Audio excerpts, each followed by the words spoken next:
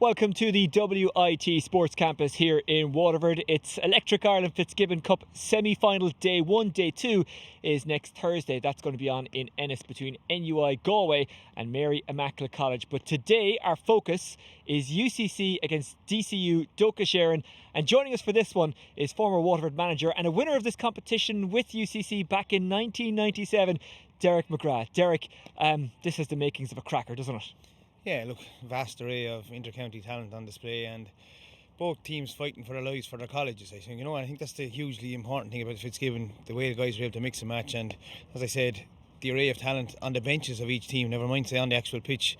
It'll be interesting to see how it materialises, Yeah, we'll talk more about this game in just a few moments, but before we do, let's talk about your own days of Fitzgibbon Cup hurling with UCC. Seanie McGrath was on with us a couple of weeks ago. He said you had great fun. Here's your chance to respond.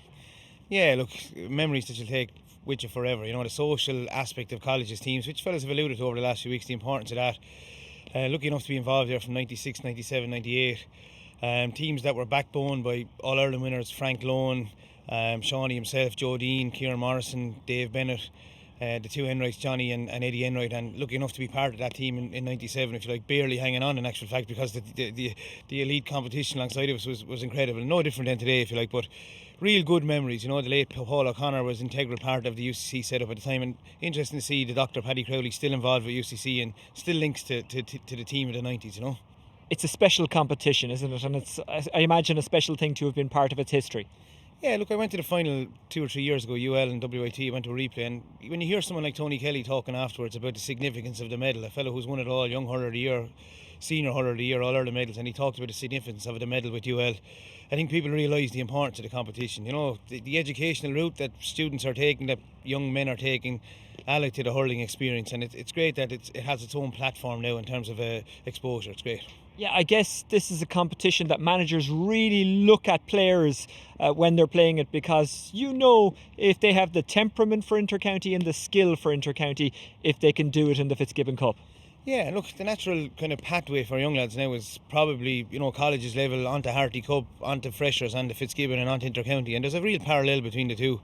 Very obvious. Even today you'll probably see matchups between, Owen O'Donnell and Shane Kingston, two Intercounty players will probably mark each other if Dublin and Cork played in the morning. So the reality is that the levels are very, very similar, and albeit, when you're playing with your county, it's a different environment, but it's a special when you play with the college, and I think that you'll see a real effort from both teams today. And do you find when a player has a good Fitzgibbon Cup, they generally carry that form for the rest of the season? It's something Seamus Flanagan of Limerick talked about with us last week when we covered Mary Immaculate's win over Cork Institute of Technology. Yeah, well, it's very true. Even if you look at how Aaron Gillan is going with Mary I in his form at Limerick, the correlation between the both, and confidence is everything. And if you look at the key performers in the first round of the league, you'll see that most of them have been involved in Fitzgibbon, so they're hurling up to hurling speed because they're back hurling, whereas other fellas maybe are catching up with physically in terms of the departments physically. But other than that, it's a special environment, but the parallels are very obvious. Let's talk about this actual game itself. UCC against DCU Dochas Eireann here in the Electric Ireland Fitzgibbon Cup semi-final, throw-in in a couple of minutes' time. The conditions aren't brilliant, but the pitch is in a good condition. It's held up well.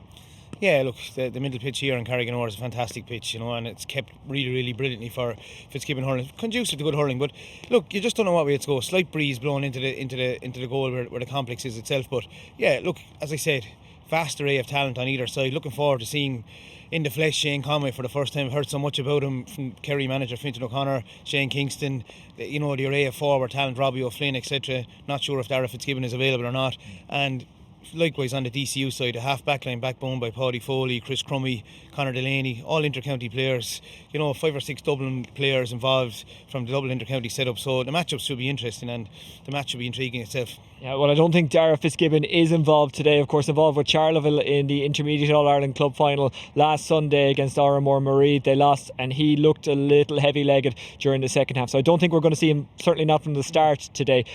What kind of game will it be? Or is it too hard to predict? Because while these teams do play high-intensity matches, they don't play a kind of a whole burst of them, so it's hard to judge form. Yeah, and I think if you talk to any of the managements involved, whether in DCU or UCC, generally they're picking up the pieces from the inter-county setup in terms of they don't tend to fall into the category of systematic approaches, if you like. A lot of the guys come together collectively, bring their approach that they've learned from inter-county level to the actual game, and you would normally see a game where they're, you'll see obviously the six backs trying to stay close together, but generally the games just kind of take their a life of their own in terms of where they go. So I think you'd be expecting with the quality of players that are on show to see some free flowing hurling, to see some scores, but invariably at this time of the year it does come down to free taking. It comes down to work ethic as much as any particular systematic approach or skilled approach. And the two teams on merit, I was here watching DCU playing WIT, they kind of ground out a win, and I found that as the competition has gone on with the availability of Aaron Maddock, Billy Ryan, etc. coming on board, that they've kind of found their team almost through the competition, whereas UCC, coming off the back of a couple of underperformances over the last couple of years, are trying to not cling to that traditional heritage that they have in terms of the competition. So it makes it very interesting altogether. Yeah, UCC, of course, the most successful team ever in this competition, but they haven't won it since 2013. DCU Dochas got to the final last year, but they were beaten by UL. They're looking for a first ever Fitzgibbon Cup title, but you have to get to the final to win the title, and today they've got a tough test against UCC in the semi-final. UCC, well, on their last day out they beat IT Carlow. Before that they took on NUI Galway in what was the final group game. Let's remind ourselves of how that match went. Good here, Tom Kingston on the line, keep it simple, which is typical UCC. Keep it simple and the scores will come. Here's Conway now on the attack with Shane. Conway. Oh, that's a great score. Lovely score. He's finding his stride now. He's finding his rhythm. Yeah.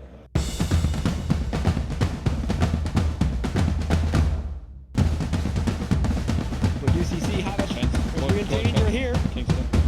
Kingston. And it bounces in somehow. It wasn't the cleanest of strikes, but it doesn't matter so long as it goes in. Texting the last day of UCC. Joe puts the boot down. Really good work there by Sean Hayes. Here's Evan Sheehan. Brave stuff from Fitzpatrick, who got in the way. Lynch. That was right. And that would be an amazing score should it go over, and it is. Excellent score, in fairness. Robbie O'Flynn. Good to see him back out there. Chris O'Leary from well out the country. Wow.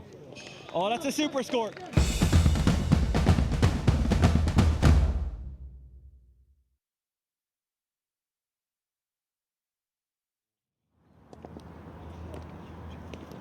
Welcome back to the WIT Sports Campus in Waterford for the Electric Ireland Fitzgibbon Cup semi-final between UCC and DCU Dochas. Derek McGrath, the former Waterford manager and of course the former winner of this competition with UCC, is with us. Let's have a look at the teams, starting with UCC. And it's a strong team as well, you'd have to say. UCC of Jack Barry in goal. He can launch puck outs. Paddy O'Loughlin of Limerick, well, he got some game time with Limerick a couple of weeks back against Tipperary, and we saw what he could do in that game. He'll win ball and he'll create attacks. Mark Coleman in midfield, already such an impact player for Cork. He's also an impact player for UCC. Conor Brown of Kilkenny, he can score points, and like the rest of them as well, he can use his strength to win ball. Shane Conway of Kerry, he's great to get out in front and turn his marker and create opportunities for his team, but he can also score himself. Shane Kingston, well, we know all about him. And Mark Keogh of Tipperary, he can get up in the air and win high ball, and like Conway, can turn his markers. I mean, that is quite a lineup of talent that UCC have, Derek. Yeah, and I think the point you made is very appropriate there. Mark Keogh, the ability, I suppose, to get in behind in the air. You see Billy Ryan from DCU has that ability as well, and look, a sprinkling of talent all the way through for fear of repeating yourself. And key areas, I think, the ability of Chris O'Leary as well, also in terms of the long range free taking. He scored 4 points from frees in the last game, and his ability, allied to Paddy Foley's ability on the other side for DCU, could be crucial. Well, let's have a look at that DCU team that you mentioned. Oisin Foley is in goal, a very solid keeper. Owen O'Donnell, he's played a couple of seasons now for Dublin at inter-county level. He is a specialist fullback. In front of him is Conor Delaney of Kilkenny, and alongside him Chris Crummy and Paddy Foley. In hurling, if you want to dominate a game, having a strong half back line is so important, and that is exactly what DCU Dochas have, Derek. Yeah, look, I think the launch pad for most successful teams is that half back and Paddy Foley, Conor Delaney and Chris Crummy. couldn't get over Crummie's physicality today against WIT in terms of what he brought to it, and kind of stays zonal. Chris Crummie stays right back and picked up a huge amount of ball and still was able to charge forward to nip a couple of points on that particular day. And listen, the sprinkling of forward talent that they have allied to that, and the symmetry, no doubt, from the amount of Dublin guys that are involved in the backline. Looking ahead to the summer, it's quite likely that Paddy Smith, Owen O'Donnell, Chris Crummie will be 3 of the 6 backs for Dublin. So, very, very strong outfit altogether. We've talked an awful lot about their back seven. We haven't even moved on to their front pairing of James Bergen and John Donnelly, along with Sean Morrissey. Fergal Whiteley, a very strong player, literally and metaphorically. Beside him, Donald Burke, and beside him, Brian Ryan. Midfield, Aaron Maddock and Fintan McGibb. I mean, there's skill and strength combined in all that, isn't there? Yeah, look, there's poise as well with Burke. I was here today. Burke was playing at centre forward. Donald Burke came very deep from centre forward and has the ability to spray the ball around to the inside forwards. And again, we talked about the aerial prowess of UCC in terms of Mark Keogh, but Donnelly is just brilliant in the air, has that perfect mix between timing and physicality in the air, and it'll be interesting to see the matchups and see how they develop in terms of who picks who and where the relevant strengths and weaknesses lie in terms of the game plan, etc. We're seeing Chris Crummie there. He can score from long range, as he did here a couple of weeks ago when they met WIT. He is a real key for DCU Dochas, who, remember, were beaten finalists last season. They've got such a strong squad, but they are, of course, missing Patrick Curran, one of the guys that you had with Waterford, and he's a wily forward. He's a big loss, Derek. Yeah, and look, Patrick's having a bad run of form. I think he was back with Waterford, and then he broke his hand for a couple of days. Now he's a hamstring strain, so came off at half time in the last match against DIT. So unfortunately, Patrick, I'm not sure he's available for selection. They named amongst the substitutes, and I see his brother was part of the team here that played against WIT when I was here, cornerback, and he's replaced today, I think, by Conor Furman. So look, big day for the Curran family, no doubt. Pat will be here supporting him and family. So look, it makes for a very, very interesting spectacle, given the fact that there's so many of the DCU guys that are, allied to, with the Dublin panel, with the Wexford panel, and to be able to, I think it's great strength of character and resilience to be able to kind of come along, put your body on the line for your college, and move on to another scene as the weekend goes on. For UCC, unlike DCU Dochas, maybe some of their names aren't as recognisable to the average hurling fan yet, but that doesn't matter, does it? Because they're playing together, they're young, they're hungry, and they're all on the fringes or part of the inter-county teams that they're involved with. Well, Oisin, if you use UL as a parallel, even last year, UL as a parallel this year, in terms of, the likelihood, even looking on paper this year, UL were very, very fancied. But, coming back from maybe Limerick winning the championship, not being as readied, often it's the case when guys are not exposed to inter-county level, and you have guys, the Eddie Gunnings, the Darrell Lynches of this world, the Owen Murphys of the world, that are not getting huge exposure to inter-county level. They're training away as a team, they're preparing diligently as a team, and sometimes that can help amidst the backdrop of having to train inter-county all the time. And sometimes Fitzgibbons, I know in our 96 team, Johnny Collins from West Cork was part of our team, not part of the Cork panel, ended up man of the tournament at that particular weekend, and I've seen that happen regularly with Fitzgibbon. Conor Delaney, we just saw him boom over a point there like it was nothing to him. There's not much of a breeze, so their long-range shooters can take effect tonight, but he's very important for DCU Dochas today, isn't he? Yeah, look, a huge physical presence as well alongside of Foley and Crummie, and they'll be determined not alone to hold their spots, but every now and again when the opportunity arises to just get forward and nip a point. Conor Delaney nipped 2 brilliant points there only a couple of weeks ago against Cork in the National League. Again, he scored, just stayed in his spot here against WIT the last day I was here. So it'll be interesting to see. Both sixes will probably only go 50 or 60 yards with their main, leave their centre forwards go deep down the field, and hope to hand over responsibility to the centre forward, to the other forwards, the opposition forwards. So that'll make for very interesting watching, As always in the Electric Ireland Fitzgibbon Cup or any other competition, late changes are possible. I'm just watching Damien Reck from Wexford warming up out there. He looks like a man who's warming up with the intention of being in that starting 15. UCC have joined us on the pitch. The lights have gone on, by the way, here at WIT Sports Campus. It's a particularly dark evening in Waterford. There is Paddy O'Loughlin jogging out onto the park for UCC. He is a key man for them this evening. Yeah, very impressed by Paddy. He only got 10 minutes against Tipperary in the National League there last Saturday week. Hugely impressed by him.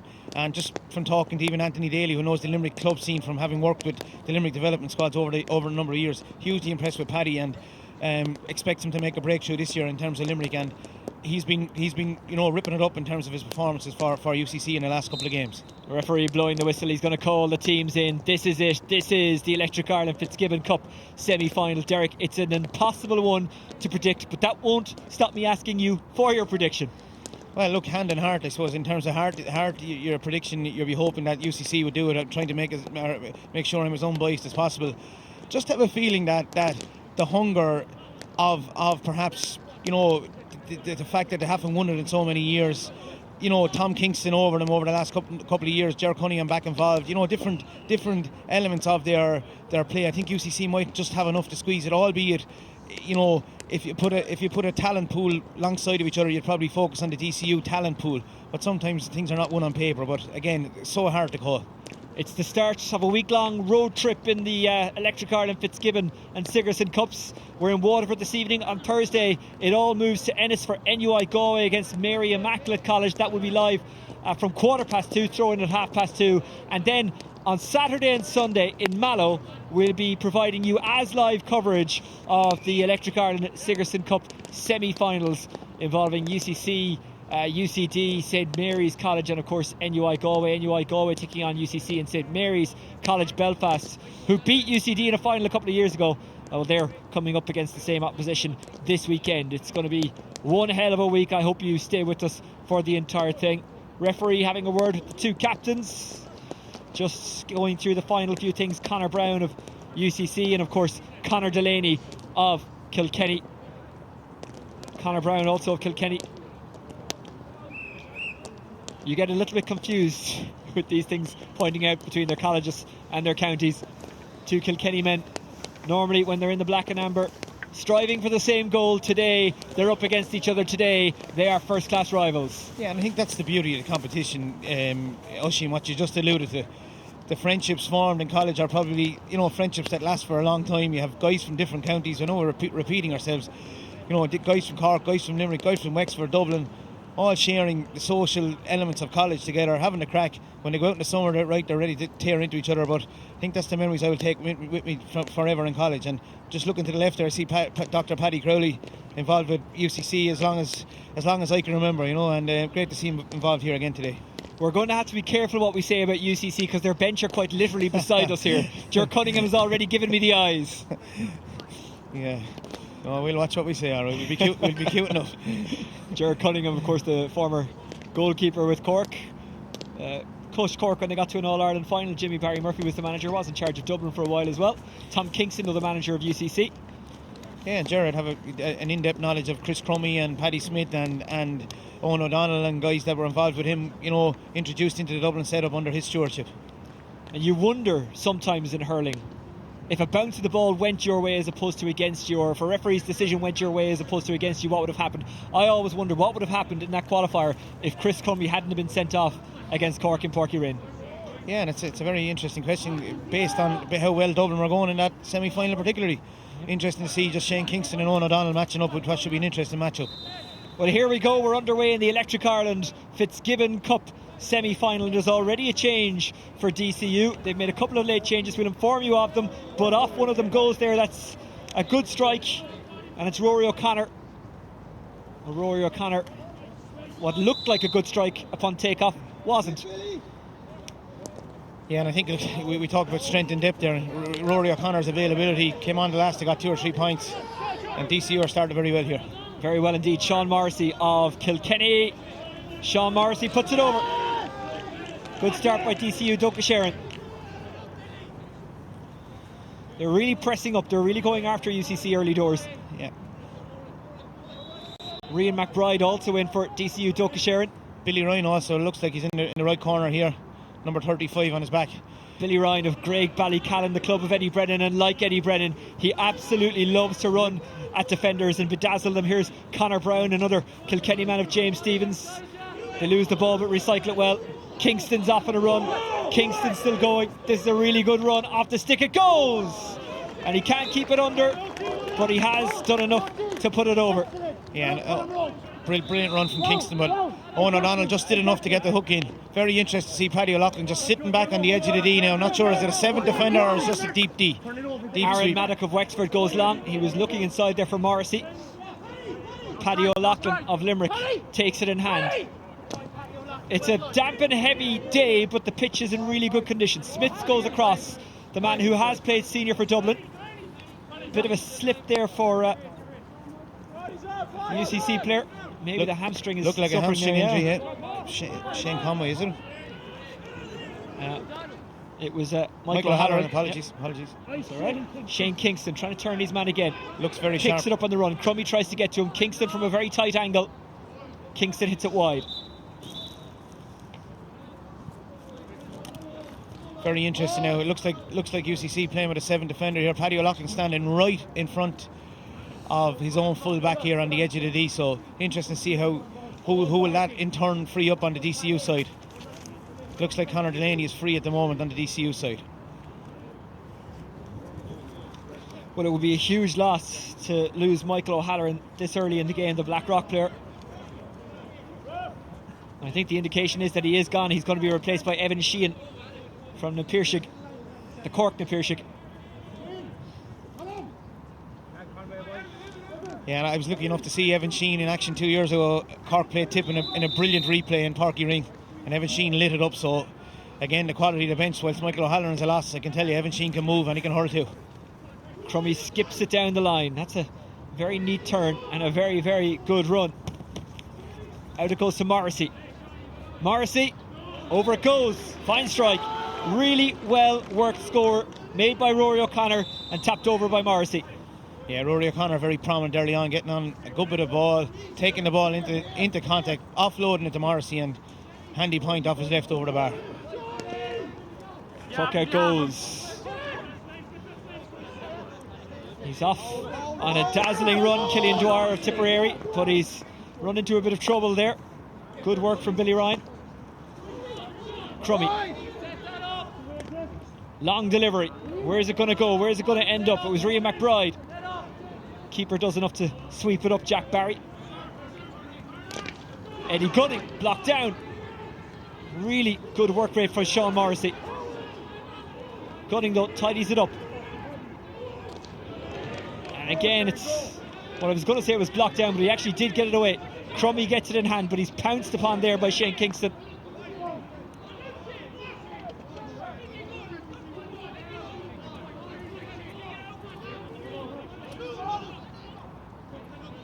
Maddock. This could break anywhere. DCU try and make it break for them again, and again working really, really hard to get there. It was Billy Ryan. Yeah, the very interesting thing there, in not alone was Conor Delaney free in his own half back line, but because Paddy O'Loughlin is playing as a 7th defender for UCC, Chris Crummy has decided just to hold back his own line as well, so giving a double protection there. And Shane Kingston just wandering 35-40 yards from the goal, bringing Owen O'Donnell with him, and possible short one on here for Paddy Foley. That's a good take on the run and an equally good turn as well. Rory O'Connor trying to get away from Shane Conway. Skipping ball by Bergen. Picks out his man really well. Can he pick out a score? Yes, he can. No, yes, he can. For a second, I thought he'd hit it wide. It was a good strike by Damien Reck. Yeah, and Reck by name, Reck by nature, in terms of causing Reck at the moment, in terms of like Rory O'Connor ripping it up at the moment. Lovely ball into James Bergen across to Damien Reck, and good connection from the Wexford training field and DCU training field, no doubt. And here is again is Crummy underneath the puck out. Crummy's going to get underneath everything. He's a real launch pad for DCU Dochas. It's a really excellent stick pass. And a nice turn by Reck. Aimed it into the corner, looking for Morrissey. He's trying to pick it up on the run, goes to ground, wins his free in. And it was, in fact, Billy Ryan. Yeah, and look, the key thing there, not to be mentioning his name all the time, but Chris Crummy, the ball wasn't driven 100 yards, good variation in the play. Chris Crummy, little 10-yard pass to Damien Reck, and inside, and a foul on Morrissey then, and a point for an opportunity in front of the goal for Bergen. Hard to see him miss from here, Bergen.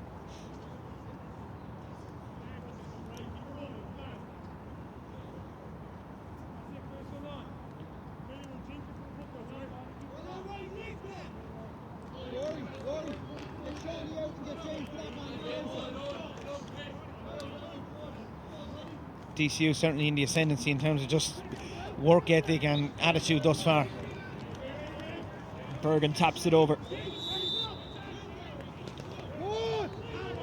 Jack Barry looks to go long. Just evades the stick of a DCU player trying to sweep it up there. Was Colin Roach, a Waterford man, and Roach does eventually get it. Throws it away to Owen Murphy. Murphy into the corner. He did well to get out in front, Conway, but he's policed all the way by Paddy Foley. Conway does escape with it. The Kerry man has been immense in the competition so far. Pressure is the call. Coleman keeps his run going. Here we go, Shawnee. And it's turned back over. Rec gets it down the line, but it's blocked off by Kingston. Kingston trying to shovel it up. Kingston running into Conor Delaney, who's a bit of a wall. Kingston just will not give this one up. Well done, Delaney. Yeah, I think, look, that clip there just encapsulates the whole Fitzgibbon, what it's about. A guy like Shane Kingston setting the example for his team, hooking, blocking, chasing. Not pretty, but absolutely setting the tone in terms of the whole work ethic and his whole approach to it. David Griffin wearing 18 for UCC, who've stuck to their squad numbers. It's a daisy cutter, not that there are any daisies out there. They couldn't grow, there's so much action on this pitch. That's an absolute launcher from Chris O'Leary. Does it have the legs and accuracy? Oh, it does. That's a great strike by O'Leary. Yeah, look, I think we alluded to it. We alluded to it earlier on. Chris O'Leary's ability to get long-range points, and no better to him. Owen O'Donnell. Like yourself, Derek, he's a good co-commentator. Here's Chris Crummy. That's one aimed out in front of the forward, but it's really good defensive work again by UCC. Killian Dwyer gets it away. It's a foot race, which is won by Owen O'Donnell. He's just a full back, isn't he? Yeah, he's a super player. You know, I watch him in battles with Alan Callaghan over the last couple of years, both in Parky Ring and in Croke Park. Brilliant man marker. Danger here. Billy Ryan trying to squeeze that one over, and Billy Ryan has squeezed it over. This fella is serious, Oisín, you know, a very, very serious athlete, you know, deadly when he gets the ball in hand. I know it's Craig Ballycallan, but has the look of an Eddie Brennan every time he gets the ball in the hand. Heads straight to the goal. He's been good when he's played for Kilkenny recently. He has, and he's very good in the air as well, deceptively good in the air. Well, Brian Cody will certainly be keeping an eye on this game. He's got so many of his young starlets out there. Help backwards there. And UCC from a long way out. I think Chris O'Leary again, you know, and I think we talked about it beforehand. 4 or 5 points from frees the last day. Chris O'Leary did wonderfully well. Away it goes from Delaney. Billy Ryan takes it. It's not off the ground, that's a shout, but he keeps going. Looks inside, tries to find Bergen. Bergen turning and twisting, he's so elusive. Pops it back to Whiteley of Kilmacud Crokes, a Dublin County finalist this season. Here's Bergen. Tries to swat it, doesn't catch it well. Yeah, good defending by UCC, working in packs there, hunting in packs and closing down Whiteley and Bergen with success. Bergen of Connahee Shamrocks. Jack Barry of Castle Lions.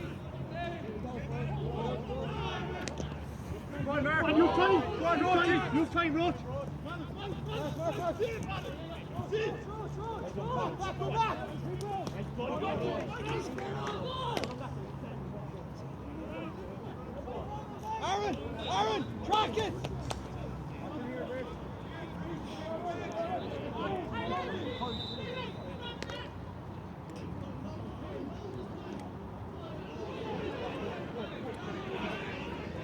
The foot race is won by Aaron Maddock, who's lost his stick but not his determination.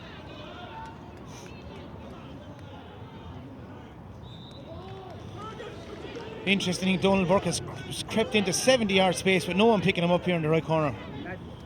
See Shane Conway retreating now.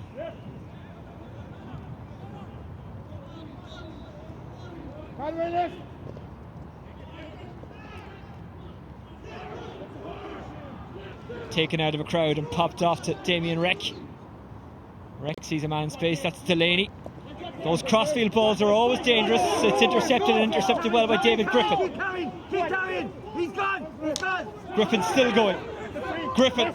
Well, he played advantage well there, the referee. Griffin hit it wide. By the way, on the local scoreboard here at WIT Sports Campus, you might have seen a goal put up. There has been no goal. I did get a momentary kind of panic. Have I missed a goal in a hurling match, which would have made me the worst commentator of all time? And my debut on co-commentary wouldn't have gone as well as I hoped. Yeah, you would have got tough the Sunday game. Maybe not this season, Derek. Just a very interesting thing, Oisín, in terms of UCC knowing that they've only 2 inside against a 3, carrying the ball into the tackle, David Griffin offloading, and happy to take the free then as a result. Here is Shane Conway, who scored 6 from frees against IT Carlow in the last round.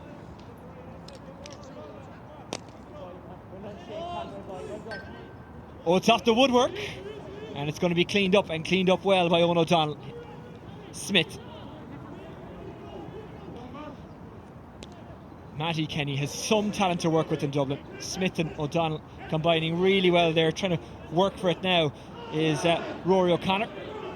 Davey has some good talent to work with in Wexford as well. Delaney tries to escape from Kingston, drops it, gets it up again.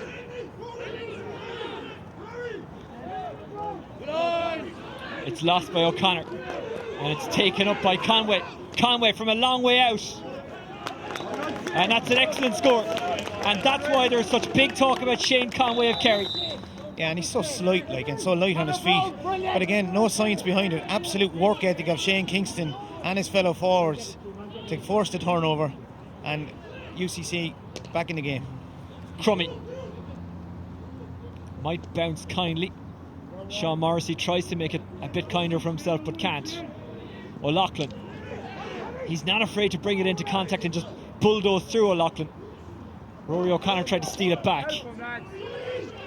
Sean Morrissey, nice pass to Reck. Reck moves it on. Beautiful movement by DCU Dochas. Out it goes to Bergen. Bergen fancies this. Has he kept it on target? Yes, he has. That's an absolutely brilliant score, Oisín. The lads that worked the score are Paddy Foley, Reck and Rory O'Connor, knowing well there was a man inside and able to just keep the ball in possession. Brilliant score. Conway right in front of our commentary position. Misdirected his pass. It was a surging run by Rian McBride. Now it's Sean Morrissey. Morrissey and Niall O'Leary tangle. Shane Conway, who just pops up anywhere he's needed, really. As you say, Derek, just pure and simple work rate. Keogh of Tipperary. Can't keep it on the stick. Tries to regather. Kicks it out of trouble to Kingston. Kingston, can he get away from Crummy? He can't, but because Crummy was holding him, and it's a free in. Very, very interesting developments here in terms of Conway's positioning and on the pitch. We've seen him here on his own 45. You'd probably talk to fellas before and they'd say that Conway and Kingston to be inside. So a little just change applied from Ger Cunningham and Tom Kingston and the lads today in terms of Conway being used in a deeper position. Probably bringing his own man with him, trying to make the space for Kingston. So working well for UCC. This should see him 1 point in the deficit.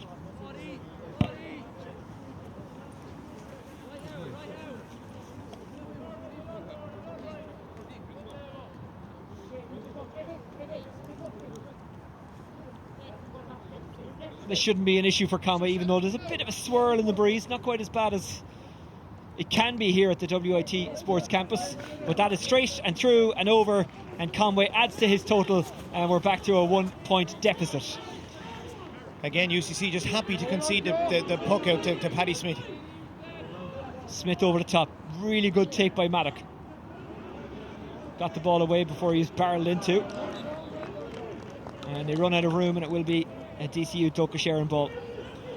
Just one interesting change. I saw Nicky Weir, a great Raharney man, coming on a selector with DCU, just changing Billy Ryan to right half forward and Donald Burke on inside for a few minutes. Rian McBride looking for a nice piece of sod, which he has found. McBride again doesn't catch it, and it's intercepted, and away it goes. And that was A good solid clearance by Conor Brown. Here's Kingston. Kingston is Kyo inside. He won't go with the stick pass, he will go with the shot, and that's why. That's the equaliser. Well, Shane, when Shane Kingston burst on the scene 2 years ago, a lot was expected of him. He had a bit of a dip year last year, but I've never seen him as sharp, as hungry in terms of his attitude and his play. I think he's had some injury issues, but he's over those now. If he gets a clear run, he's a real boost for Cork. Niall O'Leary gets in the way for UCC. Juggles it backwards to Paddy O'Loughlin. O'Loughlin flings it inside, and that was really well taken by Chris O'Leary. Breaking ball, DCU Dochas onto it like a flash. Who can win these rucks and scrambles? That's a good surging run away by Billy Ryan. But UCC have turned it over again. Chris O'Leary. Away it goes. Shane Kingston trying to get under it against Delaney. What a battle those two are having. Delaney wins this particular one. Smith. Lovely sidestep from Smith. Crummy. He can shoot from here.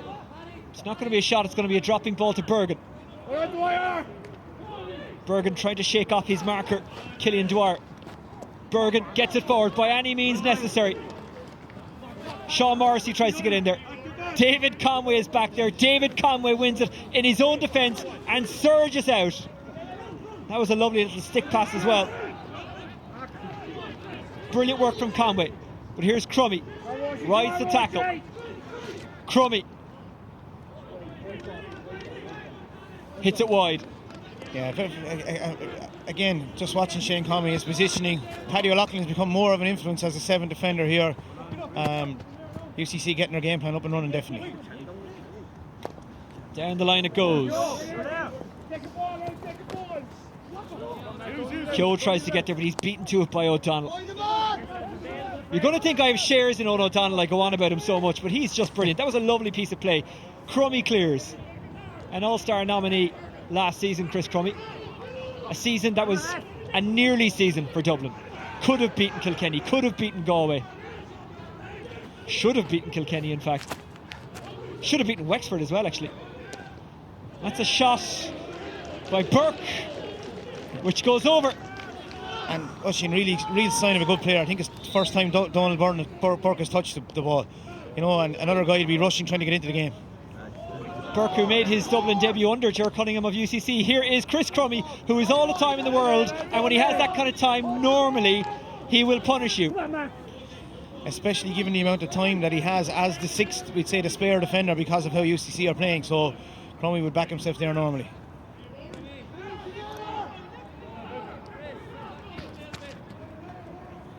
Billy Ryan pushed right up there, and he's done really well, Billy Ryan. It might break for Burke. No, just stolen back by the UCC defender, Niall O'Leary.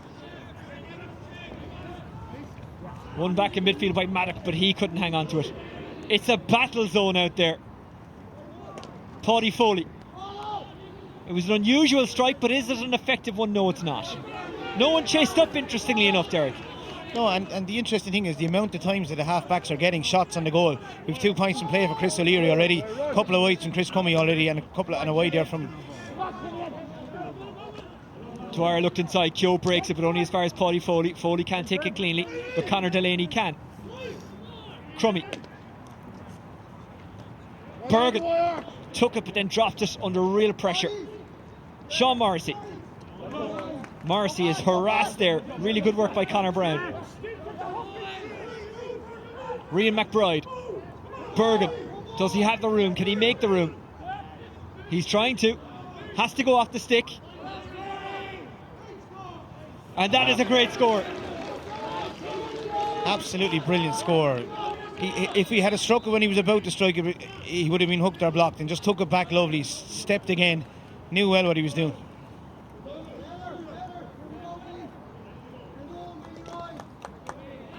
Long it goes from Jack Barry. Maddock tries to sweep it up. Gets it to Crummy. Crummy down the wing. It's going to drop in a central position, but it's going to drop handily for Paddy O'Loughlin. Pressure is the shout from the DCU Dochas sideline. Pressure is what comes in but they can't keep it in play, and it's a UCC ball. Yeah, look, it's high quality stuff really, you know, in terms of, not just in terms of the skill levels out there, but in terms of the work ethic generally. And the one thing that maybe Gerard and the lads will consider on the line, the amount of ball that Chris Crummy is hitting, that there may be a situation, I see now Shane Kingston is going into his area, that maybe keeping the ball just away from his area, given the fact that he's a spare player. He's trying to turn and twist around there and get any advantage he possibly can. It was good hard work by Evan Sheehan, but eventually DCU do get it clear. DCU Dochas. There's a tangle, and UCC come away again. Joe, from a long way out, he planted his feet, but he didn't catch it right. Yeah, Mark should be, Mark, player of his quality, should be moving with that ball, taking his few steps, going into the traffic. Burke. You could see what he was aiming to do, try and get it over to Sean Morrissey or to Billy Ryan, but it just didn't quite work out. Now it's a free out. Yeah, and Paddy is cute there. He knew the push in the back was coming and just went down as he felt it coming into him, and wins a good free for his team.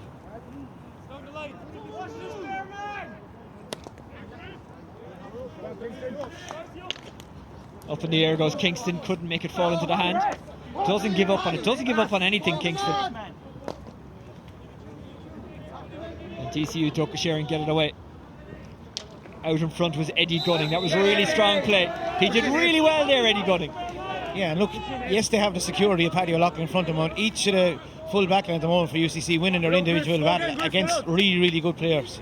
Gunning looked a bit ponderous in possession a couple of times from puckouts, but definitely winning the battle at the moment. But Billy Ryan is dangerous all the time nonetheless. So the free will be from Chris O'Leary, who's already got 2 long-range strikes from play. The breeze is kind of at his back, but kind of swirling. From inside his own 65. Comes down here for Kingston.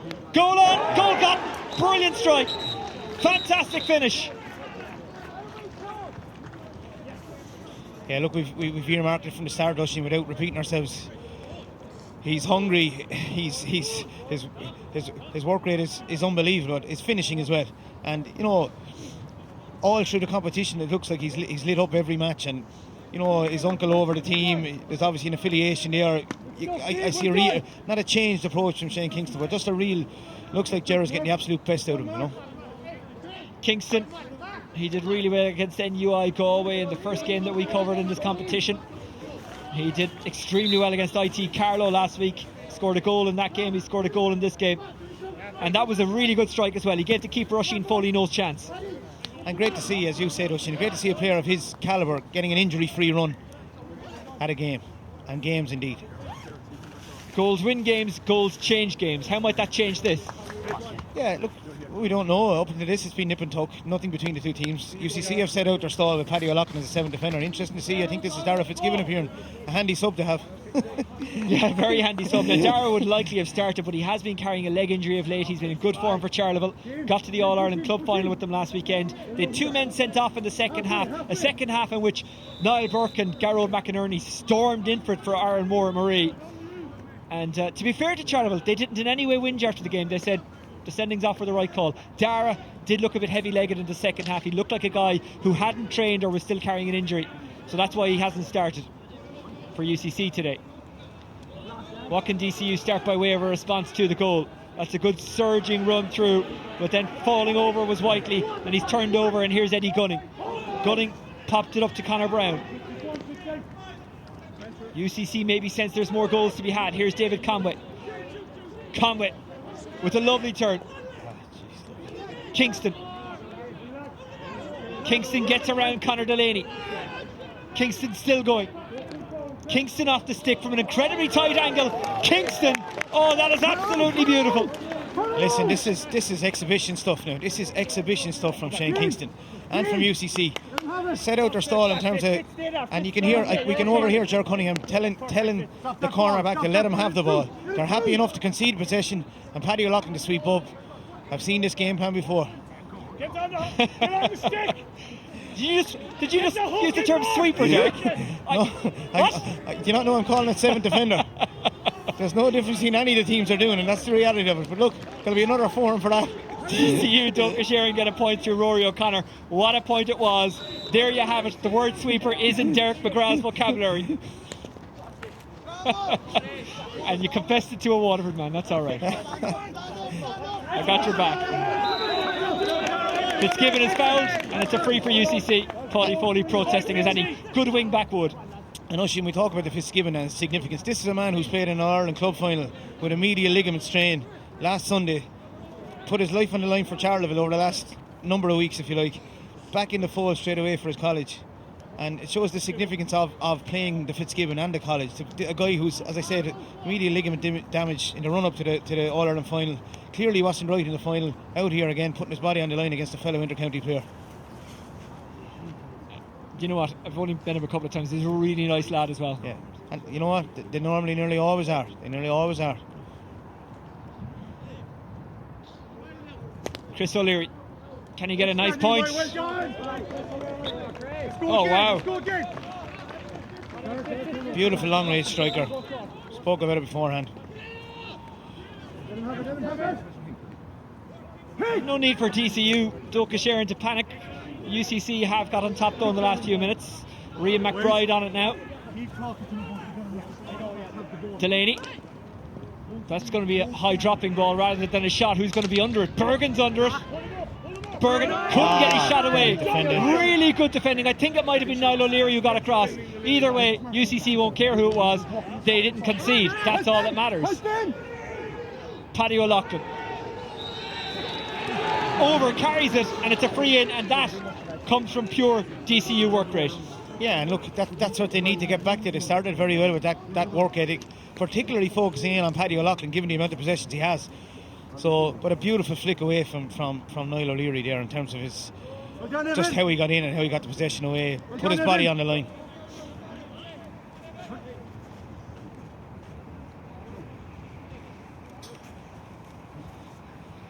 Half-time analysis to come, and we will also be joined by the legend that is Tommy Walsh, another UCC man. Tommy was a few years after my time, in fairness to him. I have a few years on him. Just a few. I wish I had the career he had. I wish I'd had the career he had. Here's Bergen, and that's a good free by Bergen. And DCU Dochas narrow the gap to 1.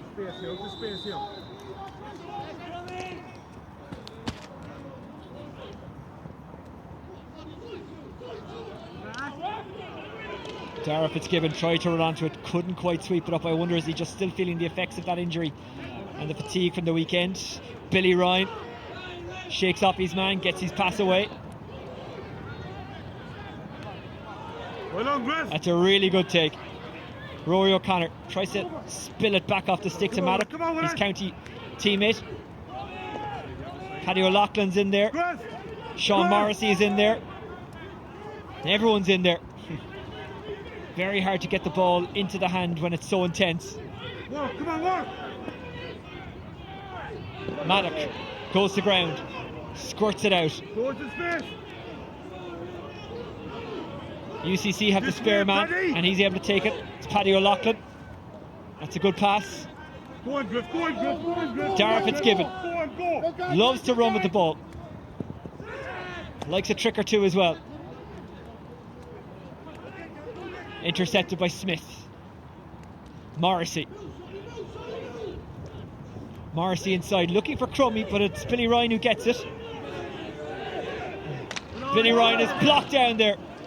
Really fine work. Yeah, and look, you look right out in the middle third of the pitch now, Oisin, and I'd say there's at least 24 players in the middle third of the pitch, 12 from either side. Both teams just intent on winning that battle, and DCU have countered UCC's short game by bringing Sean Morrissey out, by having Billy Ryan out temporarily, and it's a war zone out there. Evan Sheehan got that fantastic block in just a few seconds ago.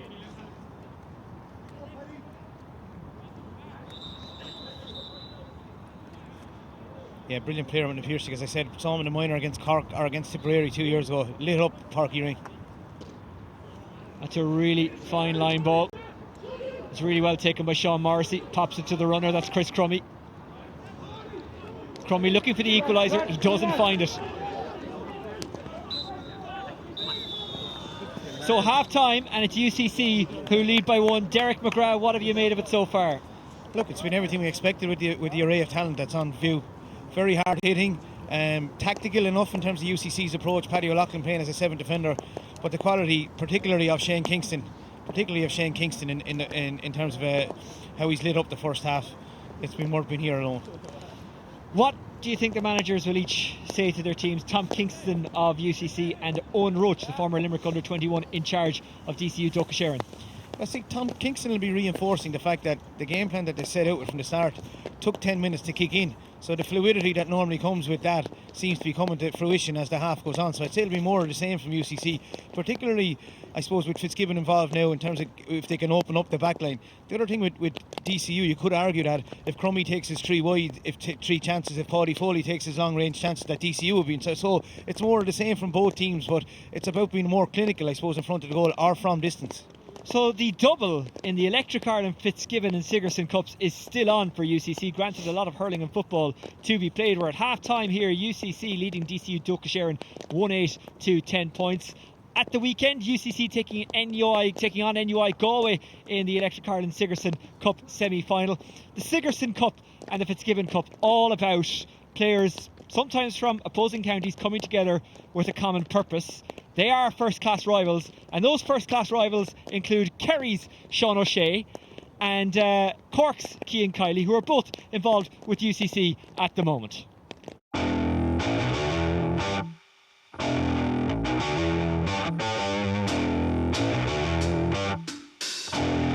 Usually we play for the same team with UCC, but today it's different. It's Cork against Kerry, Rebels against the Kingdom, Cian against Sean. We all know who's going to win this one.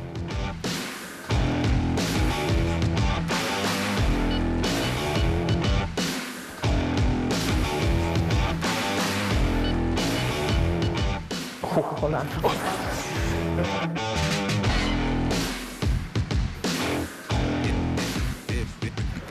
Go on. On.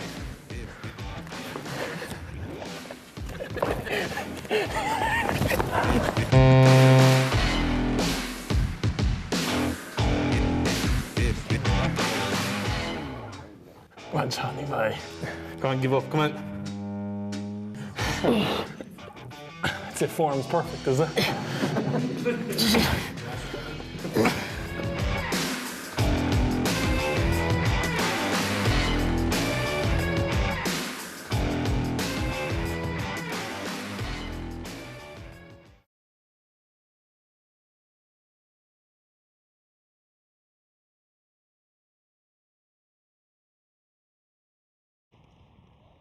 Welcome back to the WIT Sports Campus in Waterford. We're at half time in the Electric Ireland Fitzgibbon Cup semi-final between UCC and DCU Dochas. It's 1-8 UCC, it's 10 points DCU Dochas, and Shane Kingston is someone we spoke about before the game, and his goal is what separates the sides at half time. Derek McGrath.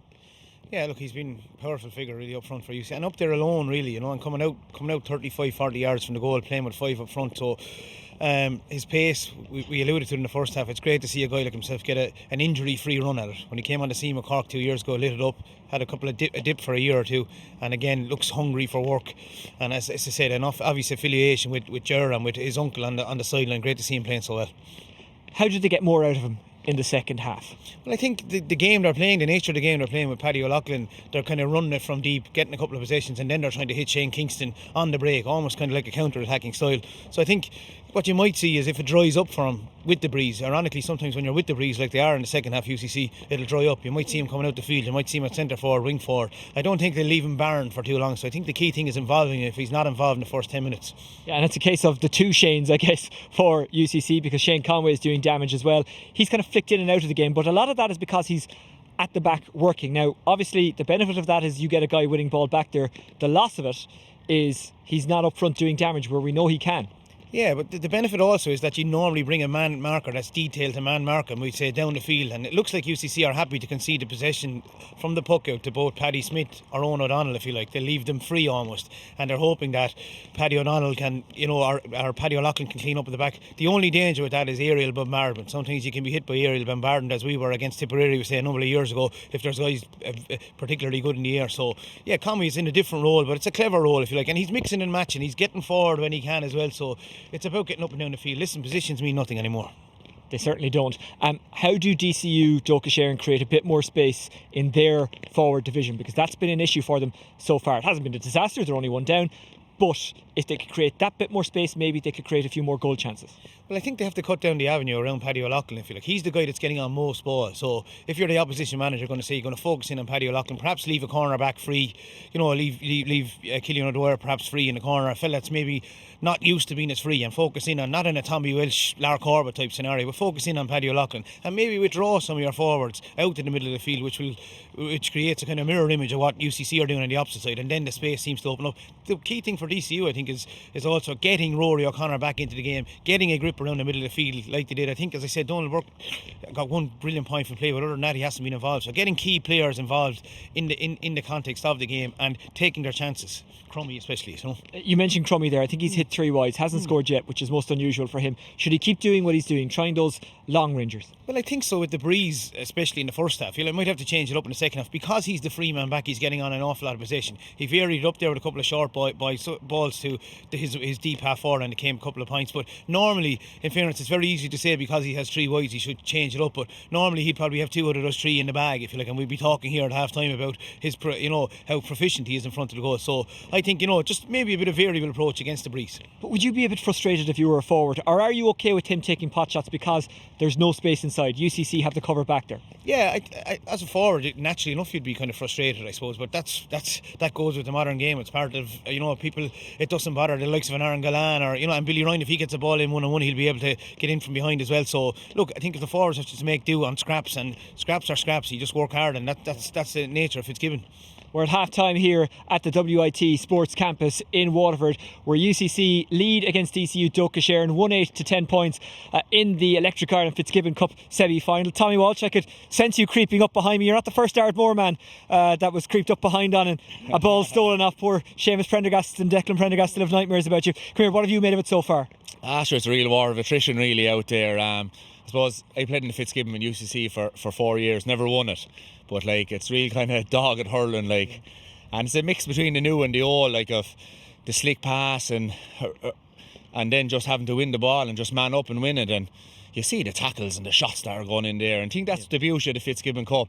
It's kind of raw hurling where you have a mix of the inter-county stars with the great club hurlers, and it's probably a chance for guys that will never probably play in All Irelands or Munster finals or Leinster finals to play inter-county hurling. So it's incredible to watch out there as a spectacle. And it's one of the great things about this competition. You just pull stars out of the crowd as well. A 9-time All-Star just coming down to watch the hurling, and we said, sure, we might as well bring you in as you're here. I'd say you'd love it out there. It's such a battle, isn't it?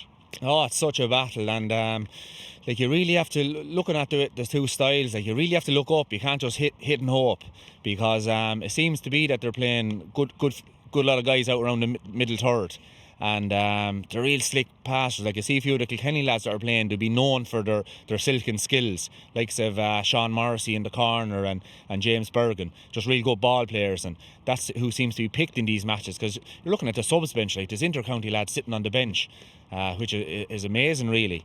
But I think looking at it though, it's coming down to at the moment who's prepared to put in their head where other lads wouldn't put their hurls, because there was balls won out there like Rory O'Connor from Wexford, and Kingston from UCC. It's only when you see these guys on television and that, when you see them actually up close near to them, they're absolute animals the way they're able to win the ball. You think these lads are on television, inter-county looking at, I thought these guys are small guys, who love kind of the hard ground in the summer. But looking out there, they do happen to win a ball, and I suppose it's coming from their fathers too, and that, and their it's toughness is what they're brought up with, I suppose. Yeah. What do you think is being said at half-time in either dressing room? We've been talking particularly about UCC and maybe their approach, and maybe should they push that extra man up rather than keeping him in defence. But then again, they're leading by a point, so you can argue that's working. Why would you change it? Yeah, and just looking at the flags here, like the breeze is going down that way. So usually the team with the breeze has the advantage in the second half, and I think the goal was vital. But I think I'm not sure what he looked at, but Kingston up front is just a man to me. Just looking at it from the stand, that if he wasn't playing, it could be quite a different game. But sometimes, like, that's how you win matches. You're not kind of in the game, and suddenly one of your special players scores a goal, and suddenly then you're a point up or 2 points up in a match where probably the other team dominated. And I think he has been the difference. Like, as I said, I came to Fitzgibbon Cup for 4 years with star-studded teams, but it does great with you that you never won a Fitzgibbon, doesn't it? I mean, you've won everything else, but this is the one that you wanted, and unless you go back as a mature student now, I suppose it's not going to happen. Yeah, I was half thinking of going back as a teacher maybe to Maynooth, maybe win a Ryan Cup or something. But it is, it's a tough one now. It's a tough one because we had a big rivalry with WIT at the time, a lot of Kilkenny lads on that, and they beat us in the final, and beaten in 2 semi-finals, one of them by UL up in Galway and another by CIT down in Cork. It was in the Dyke. 2 Cork teams. Remember John Garner, I'd say Ronan Curran were probably playing in those teams, and again it was a Tuesday during the day down in the Dyke, and it was a home game for us. I think we were never beaten in the Dyke before in Fitzgibbon. The next minute we were beaten, and that was a tough one to take. But listen, you just get on with it, like, you know, that's hurling, like. Well, I'm sure the 20 All-Ireland titles that you personally have yourself have made up for it in the 9 All-Stars and everything else. Just before we let you go, Tommy, what's your prediction for this one? Well, I thought DCU had all the play, but just standing out in the field, I didn't realise the breeze was as strong. So I think if Kingston can get help, so up in the furling, I see Darragh Fitzgibbon seems to be on. Hopefully, if he's not feeling too many of the ill effects from Sunday, if he can come into the game this second half, plus a few more of the forwards like Mark Sheen and Conway from Kerry, if they can start getting on the scoreboard, I'd expect UCC to win. But if it's still up to Kingston in the second half, I think DCU will win. Tommy, really appreciate your time. Thanks for just popping over to us. If you have time at the end, you might come back to us. I know you've training tonight in Tullaroan, so you might be tight for time. So it is half time here in WIT Sports Campus in Waterford. It is UCC who lead by 1-8 to 10 points against DCU Dochas Eireann. The second half is coming up shortly. Stay with us.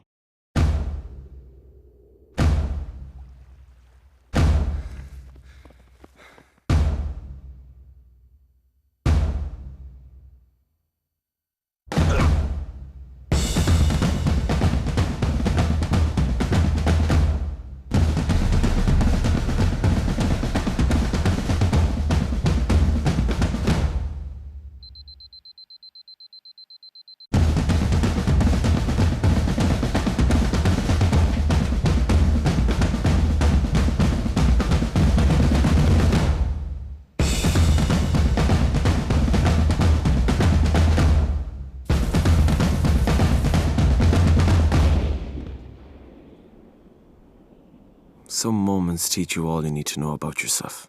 The Electric Ireland GAA Minor Championships. This is major.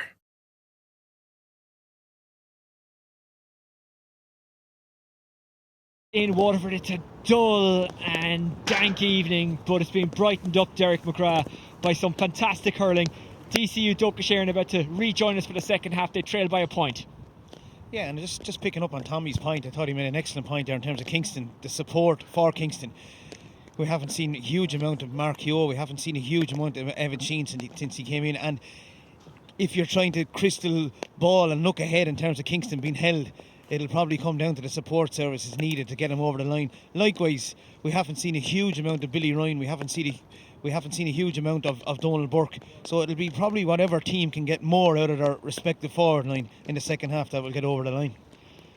Is there anything you can change to do that, or do you just hope they work that little bit harder, that little bit faster? Maybe the ball bounces that little bit better for them. Yeah, well, DCU in particular, Donald Burke, look, he was drifting off into space, almost Henry Shefflin, not getting involved in the rucks, etc. So a lot of that is dependent on guys winning the ball, getting it out into the space. But it looks like it's not the night for that. It looks like it's the night for the winning the rucks, the dirty ball, if you like, the toughness that Tommy alluded to. And I think it's crucial maybe just not to be as patient almost, to kind of get involved in that, to get involved in the play in some respect.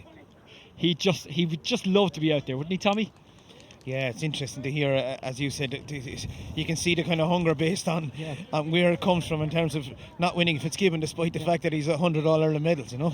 Exactly, it's gone from 20 to 100 in the space of half time. Tommy Walsh's medal count. It is DCU in the, I suppose you call it navy jerseys, up against UCC in the traditional red and black. One of the most famous jerseys out there. UCC, the most successful Electric Ireland Fitzgibbon Cup team in history, but they haven't won it since 2013. And immediately, the ruck forms. One very obvious change. Well, Damien Reck gone back as the spare defender, and Crummy looks like he's going to go with his man all day long. So Reck gone back wearing 34 at the edge of the D. The foot race, well, I was going to say won. The foot race was won, but nice flick in there to get the ball back. It's a really intense start to the second half. And it's a free in for DCU Dochas. Good start for DCU, as I said. Damien Reck gone back. Crumby playing a more conventional wing back, not the spare man any longer. And Reck probably used to it under Davies' tutelage in Wexford in terms of being involved in that capacity. And noticeably, Conway right at the edge of the square, not as deep as he was in the first half. Bergen about to take the free. This is not easy because the breeze is swirling.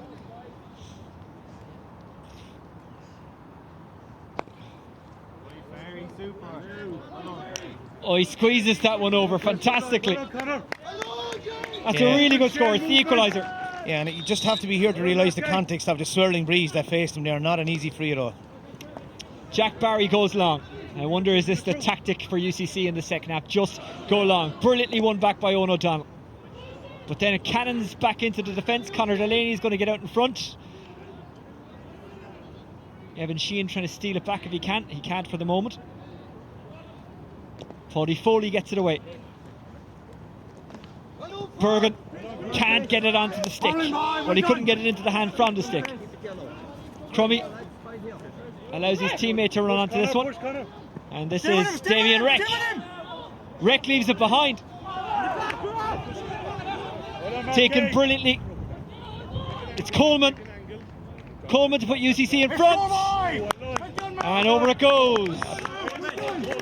Brilliant score by Mark Coleman. He's a fella that's just been doing his job all day long. Normally spectacular from left half back, been midfield and just doing his job all day long, keeping his man quiet.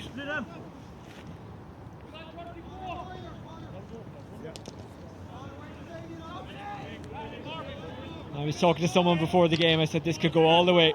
We could get extra time out of this one. Look at that convergence of players. There is no space out there. Conor Brown tries to get it into hand. He can't. Now it's Rian McBride.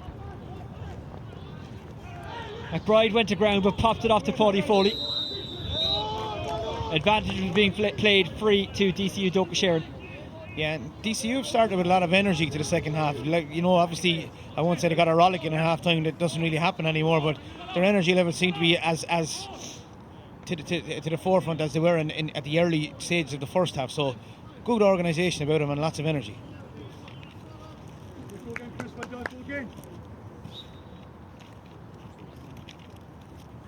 So it's Paddy Foley.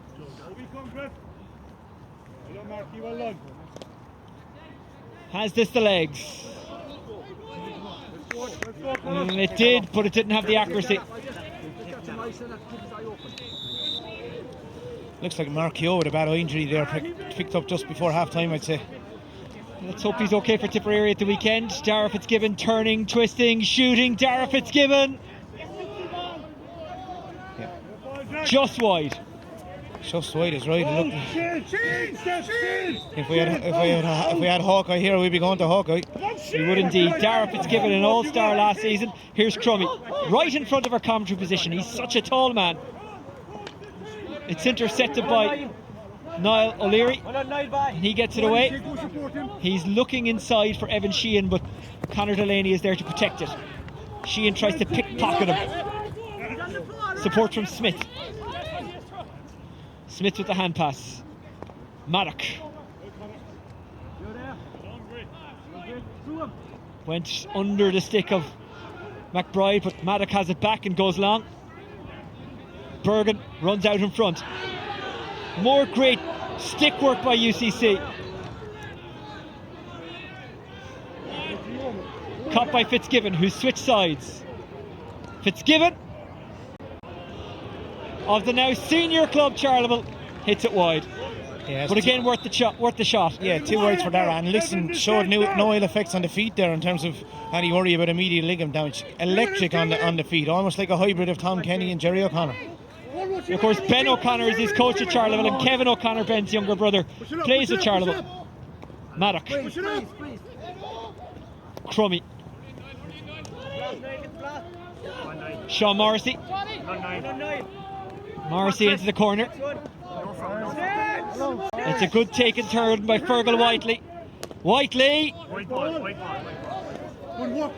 dragged it wide under pressure. Yeah, just a couple of bad wides on either side now. People just looking to get an advantage in the game, and here's Fitzgibbon again and Paddy Foley. Paddy Foley tries to take it, Fitzgibbon tangles with him. He looks wiry, but he's so strong, as is this man Conway. Yeah, and Oisín, these are the crucial periods in games that people don't actually reflect on afterwards. And normally, it'll be tense, exciting for the last 15 minutes. But these are the crucial periods, a couple of wides on either side, where that third quarter where people can normally make their move.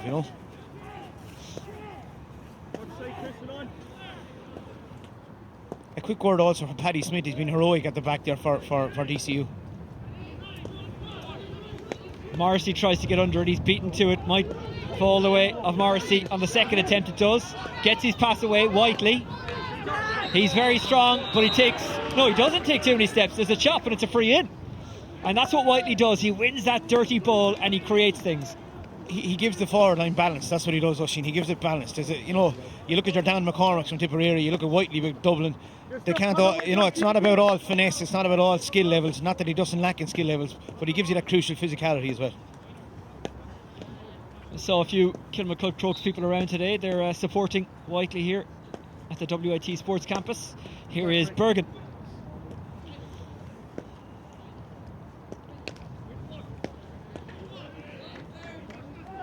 It's the equalizer. Let's go again.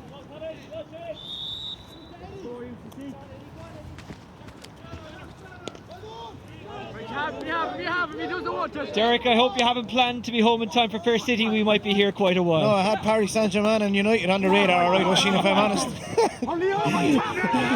And they run out of room. Connor Brown comes from good stock. What's very obvious is the vocal nature of even the mentors here from DCU. They seem to be a lot more boisterous in their approach, a lot more vibrant. This is going to go down to the wire. Rian McBride, who's now so close to us I could reach out and touch him. I won't. That's a very good clearance by Connor Brown from a crowd.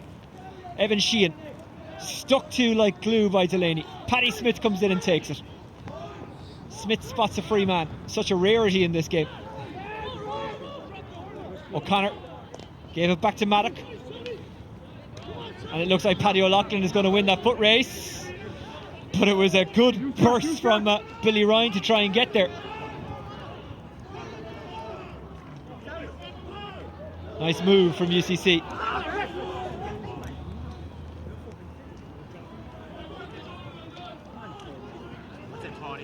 Paddy Foley. Great take by Bergen. Can't get a shot away, doesn't need to, wins the free. I was going to say typical Kilkenny, the aerial prowess. Ball goes into Bergen, 2 defenders around him, and it sticks in the air, and that's how they compensate for an extra defender, if you like. They win it in the air. Well, I'll tell you how important Mark Keogh is for UCC. He got injured early in the first half. He's coming back in now. Yeah, no, it was a noticeable swelling on his eye, over his eye as well. In terms, he was bandaged up well by the guys in charge of UCC, but he has his chance again. Yellow card for UCC.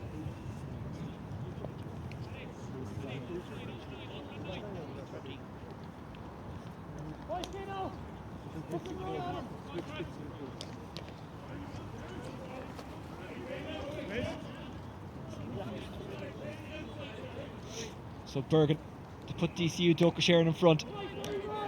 He's put it high into the Waterford sky. and between the posts and over the bar. He's put his hand up tonight. Yeah, look, serious player. Saw him here against the Wit. Very, very good player. DCU in control at the moment. Crummy was under that one. Kingston got to him. Crummy goes backwards to get a bit of room, get a bit of space. That's a good dropping ball. It's Finon McGibb. Finton McGibb, that's right. McGibb, sorry, yeah. Intercepted. Away it goes. That's a good ground stroke.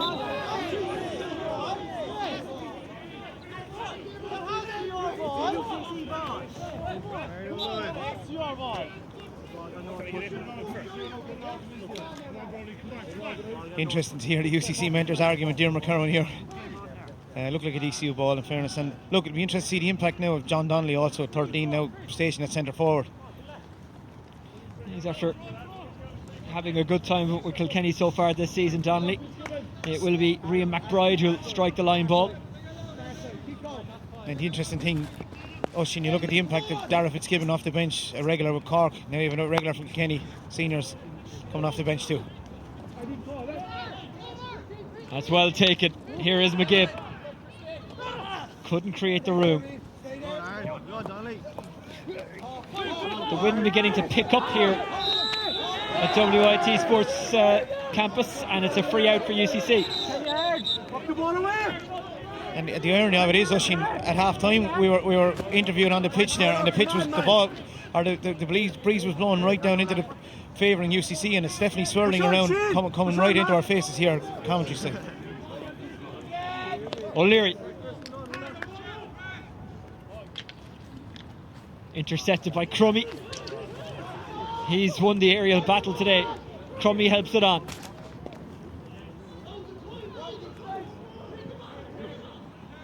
Rory O'Connor doing well there. Can DCU increase their lead? Brilliant score. Yes, they can. Brilliant score, Rian McBride. And their dominance is, whilst it's not reflected completely on the score, but a 2-point lead, they've definitely been the dominant side since the start of second half. Well, this is a ground that DCU Dochas have very good recent memories of. They beat WIT in the group stages. Niall O'Leary zips it inside, looking for Eddie Gunning. He finds Gunning. Gunning goes long as the rain begins to fall a bit heavier. And it's a free in. Yeah, and you know, it's a vital free for UCC. I think Colin Roach won the free, late tackle there. And see, it's typical UCC. Not just because they played, are remaining in the game. This will only put them a point down. DCU having dominated the second half so far, still nothing in it, you know, and that's the nature of the Fitzgibbon. A team can remain in the game because other teams find it hard to get away from the opposition.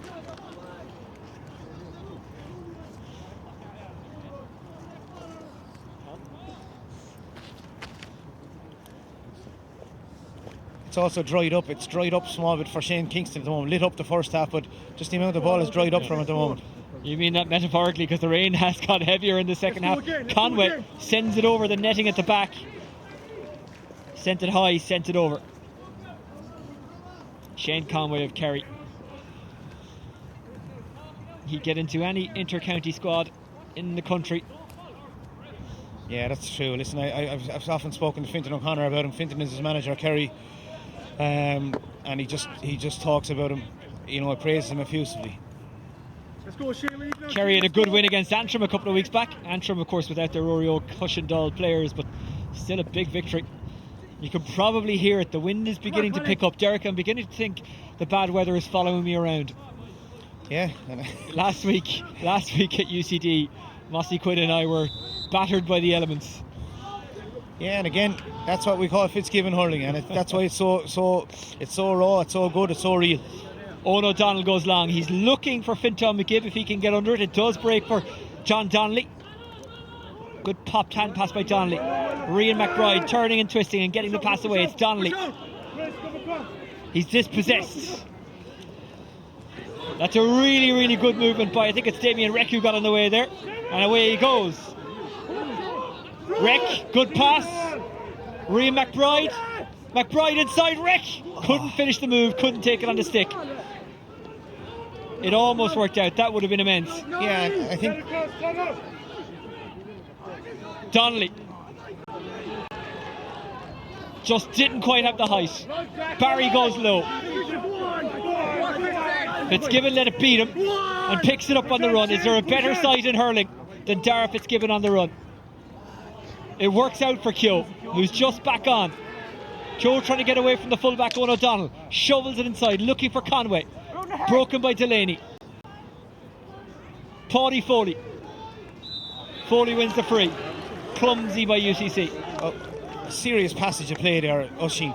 You saw the value of when you tweak, you know, a 7th defender or a sweeper, if you like. Damien Rick coming forward at pace, getting forward and giving you that extra kind of unpredictable element of attack. Nearly a perfect move, ended up in a goal for DCU, and intensity levels notched up again now.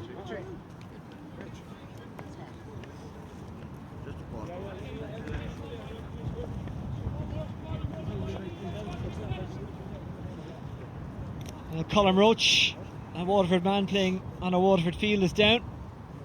Yeah, good to see Colin. He's been plagued with injuries over the last couple of years.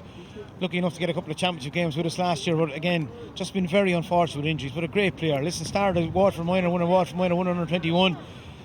Very, very good player. Just love to see him get a run at an injury free. From the Shamrocks, the same club as Owen Murphy. A much underrated defender, I think it's fair to say, over the years. And a pretty good coach as well. He was part of your setup for a while there. Bergen is trying to dig this one out but can't. Yeah, and Owen has many good years. He's part of that UCC panel in 96 to 98 as well. So, great fella.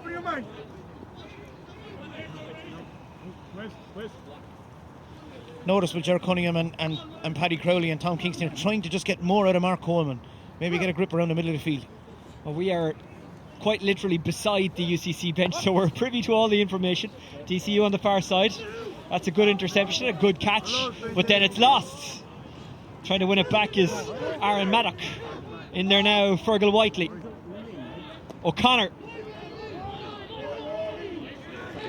That's score. a really well worked score. And what's happened has been very simple, Oisin. Key men for DCU have stepped up to the plate. You know, Rory O'Connor, John Donnelly's impact as a sub. You know, just key men, Whiteley. Just their work rate, everything is, and maybe the hurt of last year is hurting it, you know. Conway takes it. Conway off the stick. Jeez. He is a jewel of a player. That is just quality, like. Quality. Won the ball down the left-hand side of the field, solar and off the stick. Knew he had the third catch, off the stick. Brilliant score. Kerry might want to reconsider this football thing and put their energies into hurling.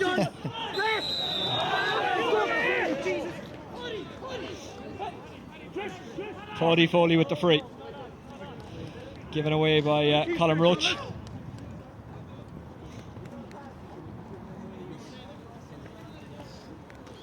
Come on.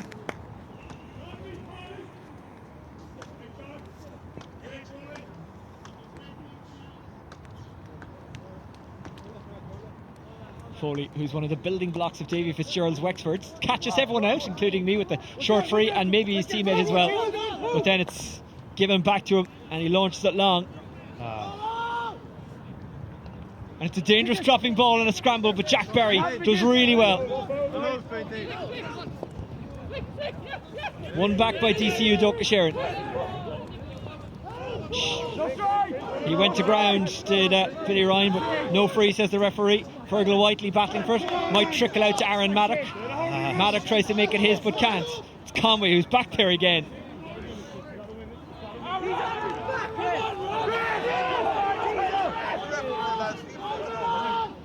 Maddock on the run.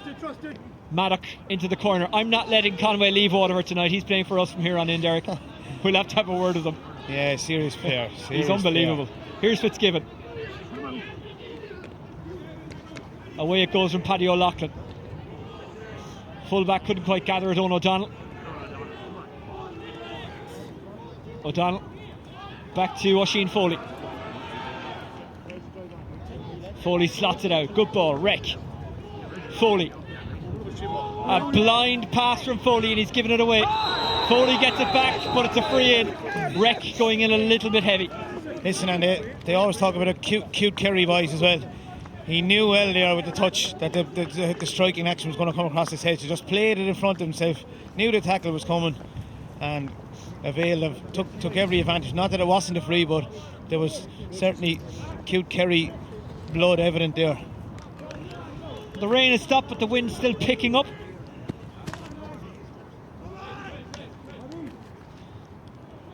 We're in a good spot for commentary though, and a big thanks by the way to WIT Sports Campus, who have been more than good to us today, and UCD and Mary Immaculate College and Porky Queeve, where we've also had games, have also been extremely good. We couldn't do this without the colleges and the GA and Electric Ireland and players like Shane Conway. And Oisín, it's just pure skill, you know, pure skill on his behalf. All right, you know, and I'm saying hello to the great Paddy Crowley here as he passes. And we're all square with 10 minutes to go. It would be a brave person to call it now. Here's Dara Fitzgibbon. Away it goes from Owen Murphy. Paddy Foley tries to hoover it up. Pouncing on him was Mark Coleman.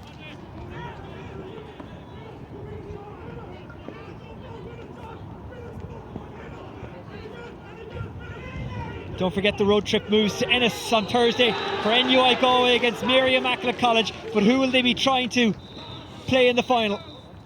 We might find out over the next 9 or so minutes. Again, there's the impact of the bench. Crucial 3-1 by John Donnelly, and every score is going to count now at this stage.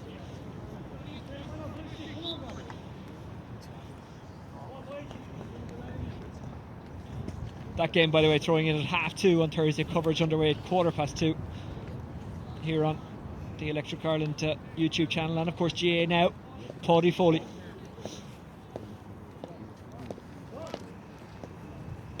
Foley.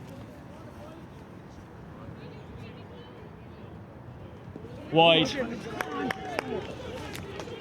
Had the distance, but the accuracy unfortunately lacking.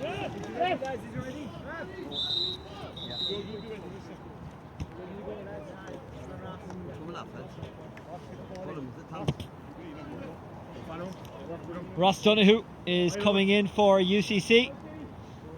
Another Wexford man. He's from Buffer's Alley. And he is replacing the very hard-working Colin Roach of Waterford. Yeah, and it's often the case with wing forwards that go up and down the field all day long. Hook, block, chase, win the dirty ball. They're often brought off for 50 minutes. Gone. He's got nothing left going off. He's left it all out there. Here's Crummy. Crummy loses it. Whiteley couldn't intercept it. Coleman could. Paddy O'Loughlin. Owen Murphy. Push on, run. Can he turn, Mark Keogh? Keogh off Smith.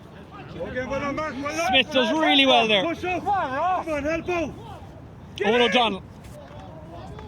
O'Donnell cleverly gives it back to the goalkeeper, but he's got to be careful. The shot is good here, so It's clever once it doesn't go through his legs. yeah. But if it took an awkward bounce, it could have.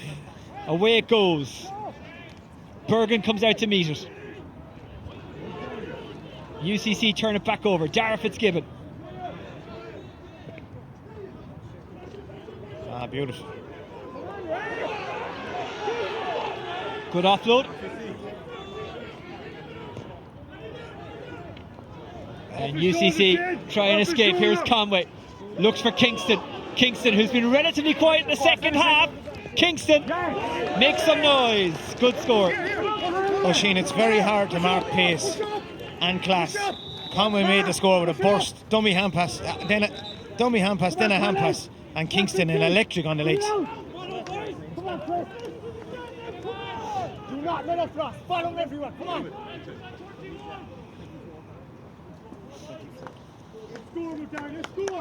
Again, very interesting just to hear the instructions from the UCC bench to Ross Donoghue, sub gone in and right half forward. Basically push right up on Chris Crummy, don't let him get the ball, almost kind of marking job on Chris Crummy with a few minutes left. Come on. Keep it on, Chris. Smith. Chris. He's been closed down by Keogh. Gets it away anyway. I'm here. Fergal Whiteley tried to win the battle but couldn't. Owen Murphy moves it on to Fitzgibbon, who bounces off Maddock. Conway. Nice stick pass from Conway. Away goes Paddy O'Loughlin. O'Loughlin drops it into the corner. Smith does well again. Keeper available for it again. And Oisin featured a modern game, not that just the use of the keeper in terms of how many possessions to get. Brilliant to see it, I think. Stephen O'Keefe would have done an awful lot of that for you, of course, over the years. Yeah, brilliant at it, brilliant at it. And all keepers are going there, they're able to hurl, so leave them hurl. O'Leary. That's not going to carry. Foley has it all the way.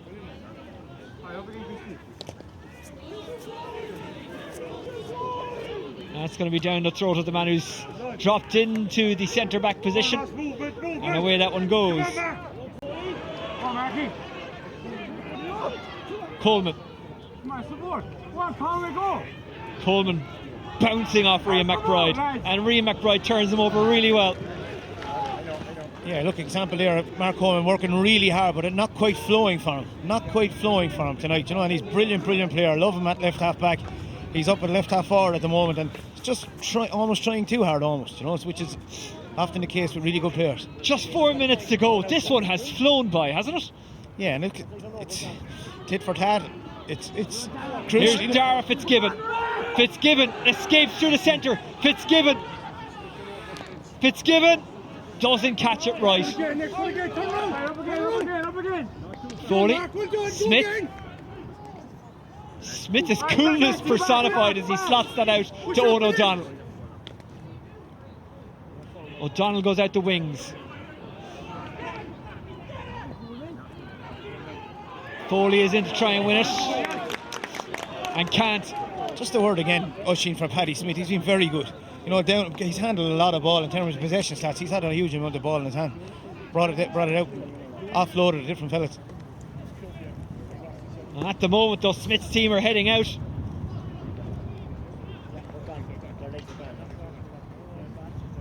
Right foot, Chris, drive it on. Well done. Well done, Ross. Well done. Coleman. Conway back to Coleman. Nice disco spin from Coleman. The referee gives the free to DCU, who need to get a score. Yeah, point in it now. Nothing in it, so anyone's game. Sorry to be as cliched. You've really taken to this commentary, Lark, haven't you? Looked up the vocab before I came here. There's no tactics in hurling there. No, of course there's not. No. Tell Ger Cunningham that now, and actually just talking off camera there to Paddy Crowley, Dr. Paddy Crowley, just telling me that Shane Conway has actually 4 stitches in his hand. Got 4 stitches in his hand last night. Just to see, again, a couple of examples of it. The amount of games Chris Crumley's played over the last few weeks, Paddy Foley, the amount of games these fellas have played, and the importance of the Fitzgibbon to them in their mindset and what it means to them. I think it's just can never be lost. 2 minutes to go. Can you get instructions out there as a manager? No, I think you're just in the flow of it now. You just leave it. You look back on it afterwards if you make an inspired substitution. That's a really good take. Back it goes, Chris O'Leary.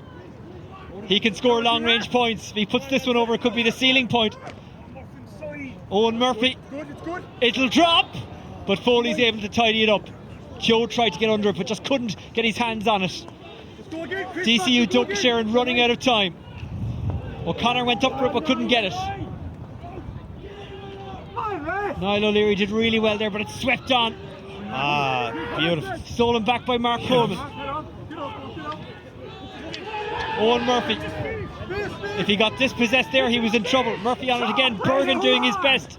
He spilled it, but then Shane Conway, with the 4 stitches in his hands, picks it up. Conway is just icing the clock a bit. Here's Chris O'Leary. Is that a good ball? No, it's not. It's intercepted. Get on it. Work back to the side. Go back, what's that? Good take by Donnelly. But he's too far from goal to have a go. Here is a go. Is it the equalizer? No, it's not. UCC selectors, a couple of UCC selectors livid their shades. Or Conway clearly fouled there. clearly fouled, pull across the front of the chest. But a beautiful piece of skill from Mark Coleman in advance of that. Said he was trying too hard, flicked the ball. Brian Phelan was renowned for the wall for a lovely flick off the ground in own action. Handed it off to Conway, and Conway again, just a delight to watch. Fintan O'Connor has a gem in his hands. And Killian Doyle was very, very unlucky there for DCU. Dochas with the shot he took, it went wide. Yeah, and I was lucky enough to train around Harney a couple of times over the last couple of years. Killian Doyle, an absolute gem of a player too. Patrick Kern, by the way, is also on for DCU Dochas. DCU Dochas' bench is on the far side, so it's quite hard for us to see what they're doing over there. That was blocked down. Delaney was blocked down. Conway's onto it. That's a shot from the corner. If that goes over, it could be what seals this one. But it doesn't go over. Should be looking for Donnelly now in the air. Go to Donnelly in the air. Push up, push up. Well done, Shane, well done. Here's Patrick Kern. Well done. Push him up. It's not Patrick Kern. Patrick Kern was given the 22, but that's not him. And that's a free for DCU Dochas. Holy fucking hurry.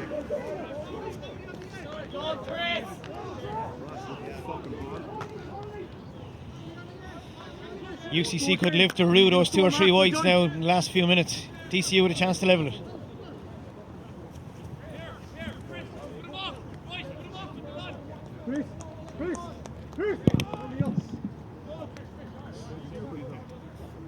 Well done, Ross. Let's go again. Let's go again. So if this goes over from Bergen, we're likely going to extra time. Well done, Mark. Well done. Shane up the pitch now again, Shane. Shane up again now, Ross. Let's go, Shane. Up the pitch again. It's a big free, it's a big moment, but Bergen is a big man. And that is the equaliser, and we're likely going to extra time. And again, just to show you the extent of the panel that DCU have, Darren Mullen, just a winner against Ballygunner the weekend for Ballyhale, introduces us up. Well, either way, there was a talented 22 coming on. It's all over, and we're going to have to stay here a little bit longer. Yeah, very interesting. UCC, the team, I suppose, in terms of body language that looked the most disappointed, would have dominated the last 7 or 8 minutes, couple of wides. DCU come down against the run of the play, win a free and over the bar. Typical Fitzgibbon. Listen, something to look forward. It's great to be here for another 20 minutes. 10 minutes aside, we will get 4 extra time. It is full time here at the WIT Sports Campus in Waterford. We have seen an absolute belter between DCU Dochas and UCC standing up to the free at the end. A free he had to nail because there was no time to create another chance after that. James Bergen put it over. And look, we'll analyse the game in a moment, but first, what about Bergen? To hold his nerve like he did. Yeah, look, and that, it wasn't an easy free, as we said before.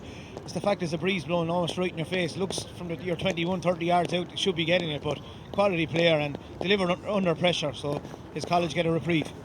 They do indeed. Look, who has won the draw, if that makes sense? Who'll take more confidence into the extra time? Well, let's go back on, not history, I suppose, but if you look at the second half, DCU dominated the first 15 minutes, UCC dominated the last 15 minutes. UCC the more disappointed team in terms of body language, in terms of, you know, hands on the head, everyone looking disappointed going in the door, look of kind of dejection on their faces. DCU a lifeline. Normally when you get the lifeline you go on and you know, perform well in the second half. I remember the only time we were involved in the Kilkenny qualifier in 2017, Kilkenny got the lifeline, we missed a chance near the end, and there was utter dejection on us as a management and as players.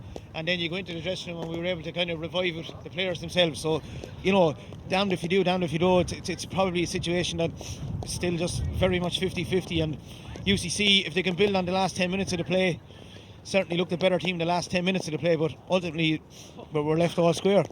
Full time, UCC 113, DCU Dochas 16 points. We've got extra time to come here in the Electric Ireland Fitzgibbon Cup semi-final. Stay with us.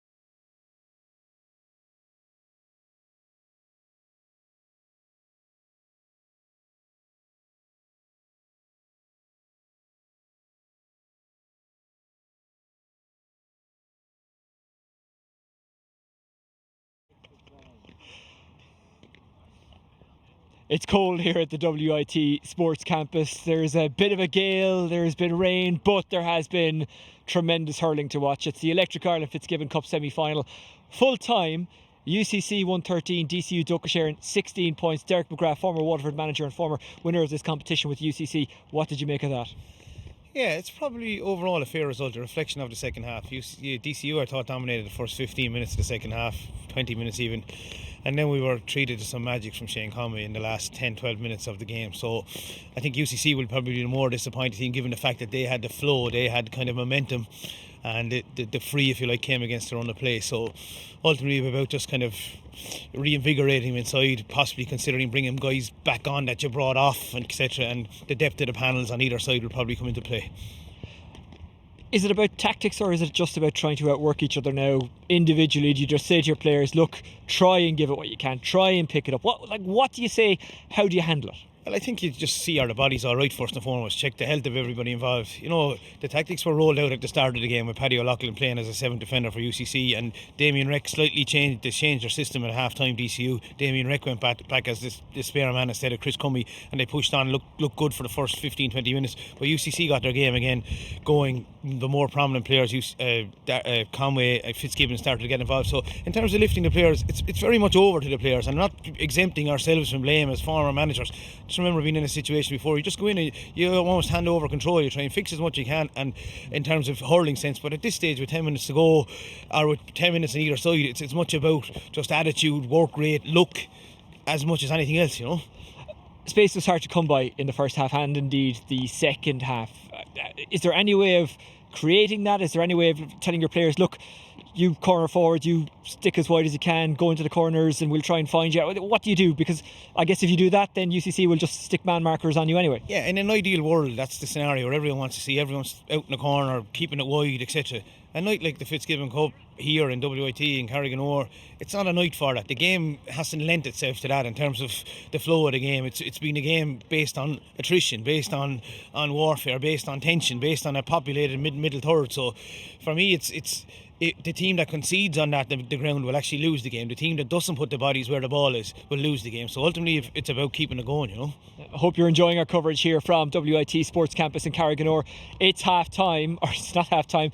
It's that time between extra time and full time in the Electric Ireland Fitzgibbon Cup semi-final. It has been a belter, and we hope to get another one in Ennis on Thursday. Coverage starts at 2:15. NUI Galway taking on Mary Immaculate College. Before we talk more about this game, that has the potential to be great as well, doesn't it? Yeah, and look, very impressed. I just saw a couple of the Mary I games, and if you contrast that, I suppose, with NUIG's performance against UCC below on the AstroTurf pitch out in Páirc Uí Chaoimh, with their performance against LIT, almost winning against the grain. So I think it's Jeffrey Linsky does a massive job with NUIG, so it'll be interesting to see how that goes. But again, and the array of players from Nyland to Gillane, you know, and the potential clashes and matchups involving the two teams, it's going to be a huge game as well. Just going to take a look around me here to see what's happening. I don't see the teams coming out yet, but the referees and the officials are, so we will be back underway very soon indeed. How much of a factor does fatigue play here? I don't think it's too evident with the athletes that are involved here, and with the kind of, you know, the nature of inter-county teams. I don't think that an inter-county manager would train their boys last night ahead of a Fitzgibbon game tonight. So I think everything has been aimed towards the Fitzgibbon, and rightly so, given that's the prestigious competition that they're involved in at the moment. So I don't think so. I don't think it's really an issue in terms of where they're at physically. These are the top, highly primed athletes, and I'd expect them to go to the end, no problem. Okay, for now, Derek, thank you very much. We're at that kind of strange period between extra time and full time. We've had a great night so far. We hope that will continue, and no doubt it will, into extra time here in WIT Sports Campus in the Electric Ireland Fitzgibbon Cup. 113 UCC, 16 points DCU. That was the full time score, but we have more to come, so stay with us.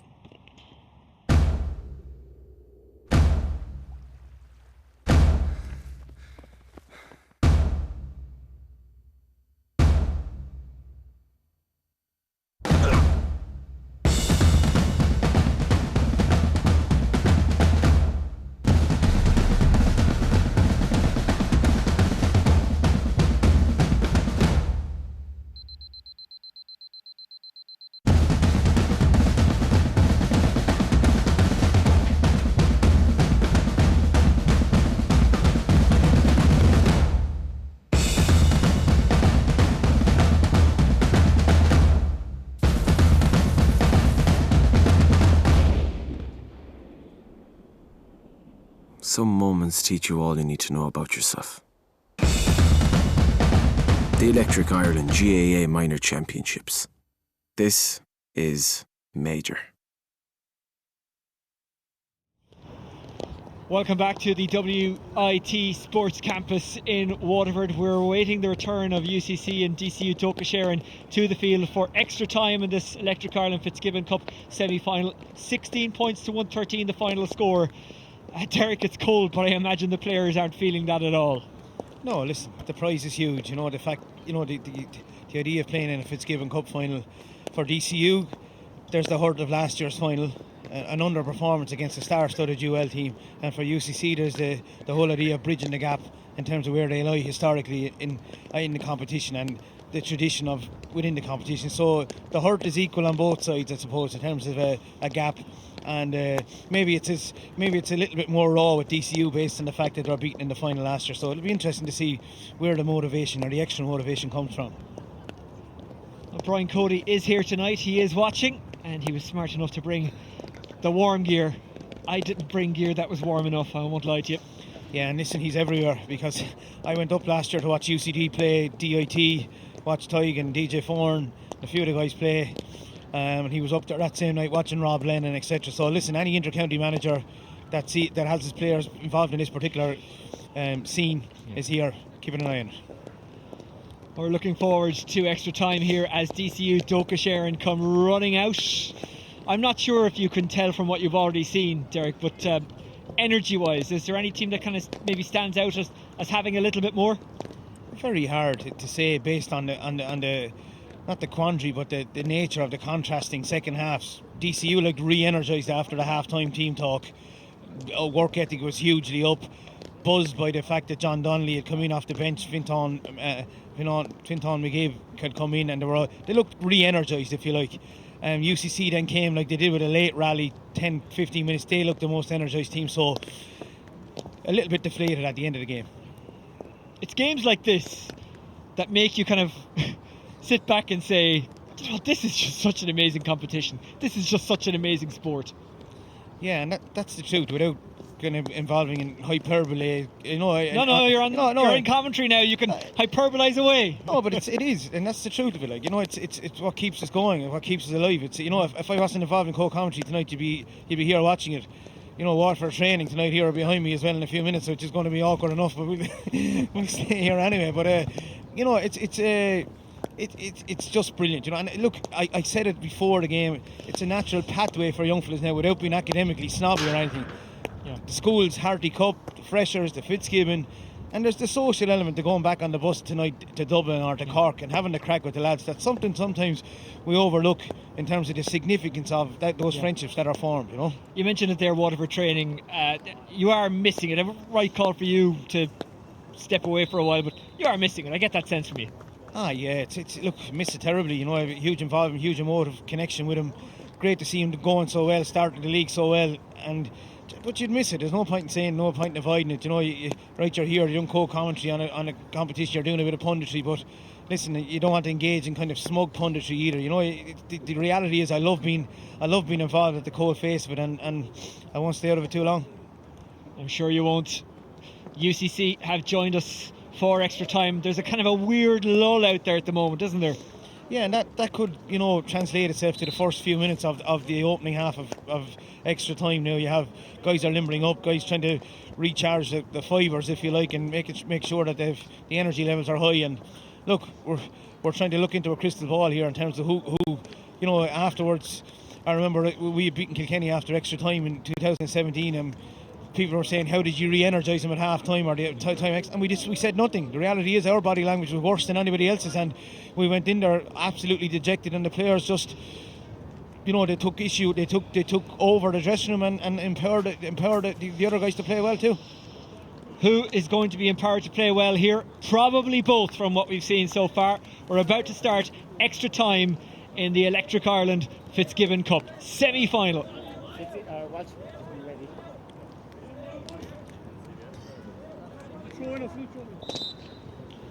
And we're underway again already. There's ash flying.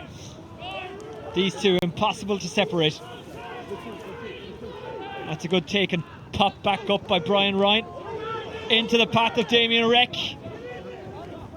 I think he was going for the shot, but he was hooked. We've got a man down, so we'll stop play for a second.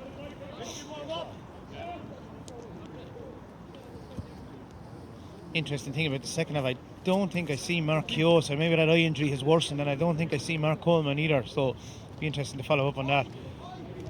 Kingston looks to be in a more advanced position, almost coming out the edge of the D, almost like a second centre forward there, and Paddy Smith picking him up for the first period of extra time.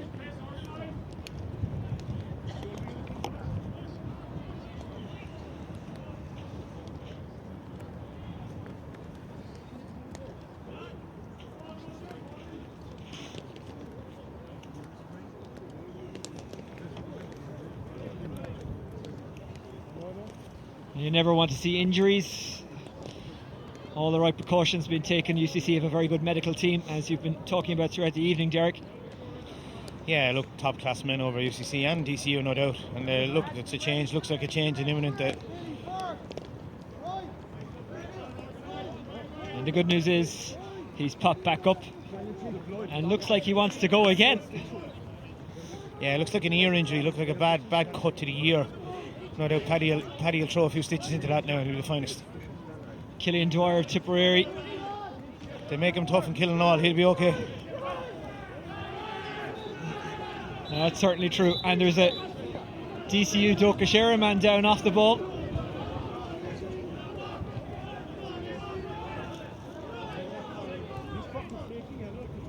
There's nothing wrong with him, there's nothing wrong with him. But it's a dragging start to extra time. I don't think either team wanted this. Yeah, it's bitty. It looks, a bit of tension maybe boiling over in terms of how it ended the first game, or the actual game itself. So it's interesting to see how it develops now. Classic Arsene Wenger on my approach. I was looking at Killian O'Dwyer's cut. Didn't see what happened. Yeah, well, it was off the ball. Keeper was preparing to puck out, and then I just noticed that there was a bit of noise and a DCU Dochas man on the ground. The referee having a word. I don't think that's Shane Conway. Looks like Shane Conway, slide frame, yeah. The umpires had a chat with them.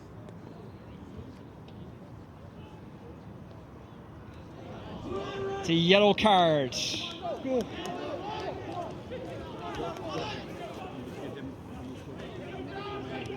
As you know from your time in Waterford, Derek, a player, it doesn't have to be spotted by the referee for the player to be punished. No.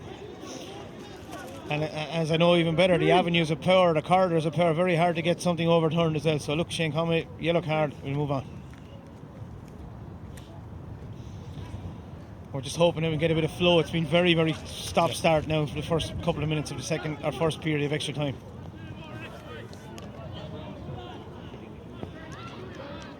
It's tense out there. You would expect it to be. No one wants to take a step back. Listen, we mentioned it, the hurt of a significant gap for UCC in last year's final for DCU. Everything's on the line here. And here they go on the attack. It's Dara Fitzgibbon. Fitzgibbon looking for the first score of extra time. Hasn't got it. And no one following up. There's an awful lot of space between maybe that kind of 20-metre line and the goal. That is a fantastic catch. Well done, Chris O'Leary, is the call from the bench, and it's right to say that as well. Then he loses it, and it's a line ball. Chris O'Leary's been outstanding all day, right half back. Two long range points from play in the first half. Long range free taker as well. Attacking that ball with everything he has. On, push up at him. So it will be a free rather than a line ball. Killian Dwyer getting ready to come back in. Conway looking to put his team in front. Not an easy one.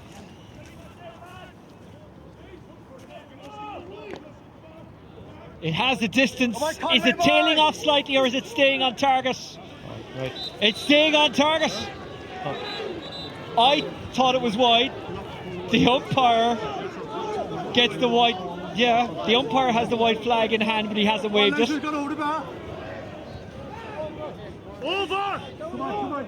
The interesting one is the umpire that's actually closest to us, that's in the worst position. was waving wide, and the umpire that on the other side was putting a point up. So well, from our position, it looked wide, which is why I was calling it wide. Then I saw him take his flag, which is why I was about to correct myself. No, certainly was wide, definitely wide. And we've a perfect position here now, Oisín. We're right opposite here, and this is where the issue of the linesman has to come into play. The linesman has a perfect view of this. You know, if a linesman is wired to a referee, you should be able to tell him that the ball is wide. It's gone over. If this is won by a point, that could be a crucial call.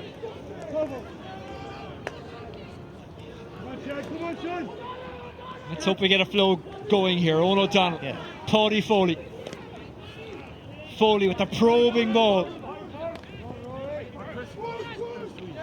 Falls for Fergal Whiteley. Whiteley trying to find a way through. Pops it back. He couldn't get his shot away, Bergen. Paddy O'Loughlin. Standing strong, Rian McBride. We have a game now, Oisín. The intensity levels are gone through the roof here. Step in, Chris, step in, Chris, step in, step in, Chris! That is not a place for the weak, that pitch. If UCC could get a ball up the field here, a one-on-one up here with 80 yards of space. Paddy Smith is taking a bait here by going, he's dropping back now. I see young Mullen dropping back, so it'll be interesting if UCC can move this ball fast. And eventually it is UCC who get it away. Can Conway get out in front? O'Donnell does well. Push up, push up, push up, push up, push up, push up. Back it goes to the goalkeeper. Come on, come on. Keep walking, Ross. Keep walking. Donnelly. Bergen.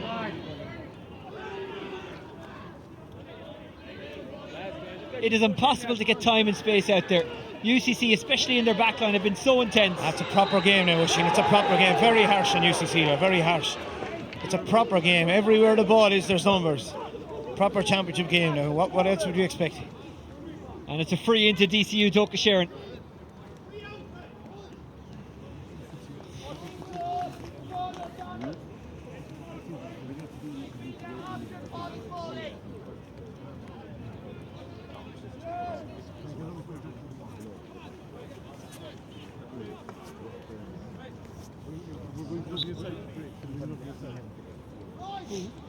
So Bergen, who struck the equaliser deep in injury time to send us to extra time. Yeah, the direct opposite side of the field now, but equally as hard. Is this one going over? No, it's not. And it sounds absolutely mad to suggest it, but a point is a significant enough lead because the way scores are so hard to come from given the intensity levels. Chris O'Leary is waiting for it. Fitzgibbon gives it to him. O'Leary! Was there a foul inside on Sean Hayes, a sub, who's come on for UCC? No, there wasn't, says the referee. O'Leary almost has a kind of a Shawnee McMahon style of long range point taking. Beautiful striker of the ball. Smith. Come on, Dave. Come on, Dave. O'Connor slid into it. Does get it back up now. It's Chris Crummy. Crummy looking for options and wins the free. And that has been a real positive for DCU Dochas tonight. They've won frees when they've ran at UCC, but maybe they haven't done enough of it. Yeah, and interesting point, very good point in actual fact. Anytime they've taken ball into contact, use the leg, use the green grass in front of them, play those short balls involving Crummy, etc. They've reaped dividends. So here's Bergen.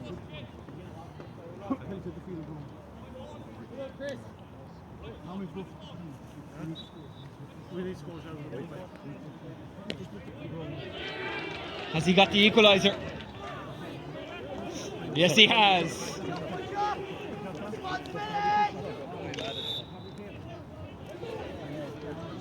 Oh, it's a good interception. Rian McBride. McBride loses it. He had three around him.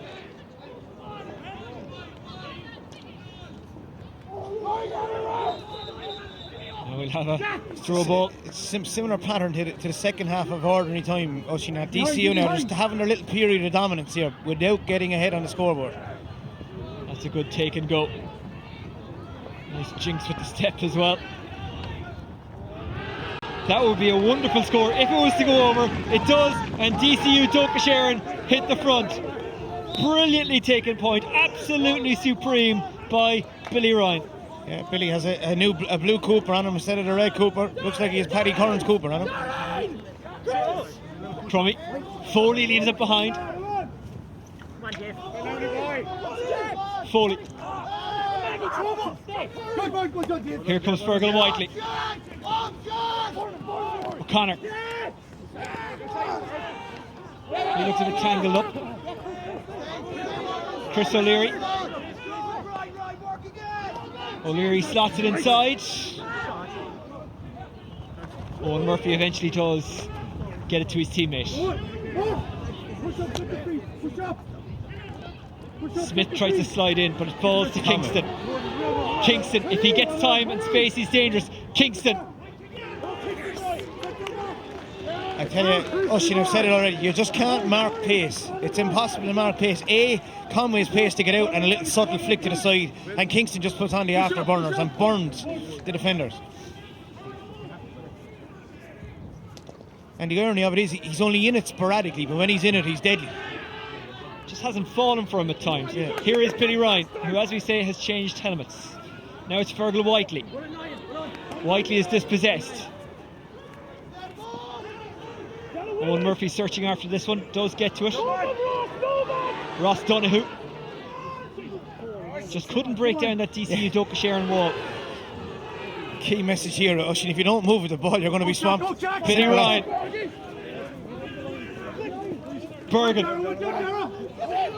Bergen desperately trying to get it into the hand. He's got it. Bergen tries to offload. He's got two around him. And Darragh Fitzgibbon pickpockets him. Brilliant from Fitzgibbon. And here is Rory O'Connor, who drags it. Over the bar. No, Yeah. he hasn't dragged it. He's put it over. Yeah. Again, pure example. You see a pure example of Darragh Fitzgibbon working everything he has in his body to get back, and Rory O'Connor, brilliant inter-county player as well. I'm never, ever going to be the Hawkeye official. That's twice now I've called wise that have actually gone over the bar. And it's half time and extra time, and it's DCU who lead, and they will be happy with how it went, we'll say, from minute 2 onwards, because they kind of took over, didn't they? Yeah, look, not hard to analyse it, but just it's tit for tat. There's nothing in it as well. There's literally, I suppose, there's a point in it. DCU happy with the last period, just coming up to the end of the first half of extra time. Yeah, and other than that, we still could be looking at an extra 5 minutes aside, or whatever the rules are. It could be decided by a point, this game, and if it is, this point here is going to be the one we'll all be talking about. Was it over? Was it not? Well, Oisín, there's no point saying it. We're directly behind. You know, we're right in the middle of the field, looking directly behind the actual goal here, and it looks initially like it's on the way over, right? And it's hit so high, it's like one of those ones that comes into the equation, hit so high, but the ball was definitely wide. And for me, it raises the whole issue of the involvement of the linesman in those situations. You know, if the linesman has a perfect same view as ourselves, as I said, it goes wide. It's as simple as. Well, you know what? In real time, I thought that's absolutely wide. Looking at it there, I'm not so sure. Okay, yeah. Well, then again, we've seen some of the calls I've made on points tonight. So. Let's have another look. Yeah. And you get the casting vote.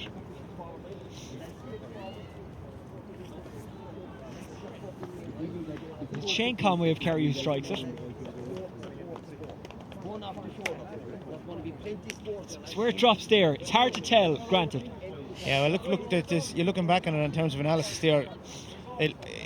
I just couldn't describe our viewpoint. It's so central to what actually happened here. You know, we're right in line with the actual kicker. You know, we're in a perfect position, and in my opinion, it was out. Very noticeable to see DCU tightly bound together in a huddle, and UCC a little bit more disjointed, if you like. Not that psychologically it means anything, but DCU definite advantage heading into the last couple of minutes of extra time. So wonder what's left in the tank for both teams now. Well, we will stick with it regardless of what happens and how long it goes on for. DCU leading by a point. DCU Dochas 19 points, UCC 115. This one, like, it's been an epic, but it has flown by. You know, it's just it seems like 2 minutes ago it started, not 5 o'clock, which is an hour and 50 minutes ago. Yeah, and I think what you often have in these situations, Oisin, is you have the guys that are not involved with inter-county teams perhaps pushing the huddle there, knowing that this is their absolute lifeblood, you know, bringing the guys with them, the Dara Fitzgibbon to the world with them, bringing the guys, the Mark Holmes and the Shane Kingston. So it's about leaders just stepping forward now, and Cunningham addressing his troops now as we look. Yep, and you wonder what can you say as a manager.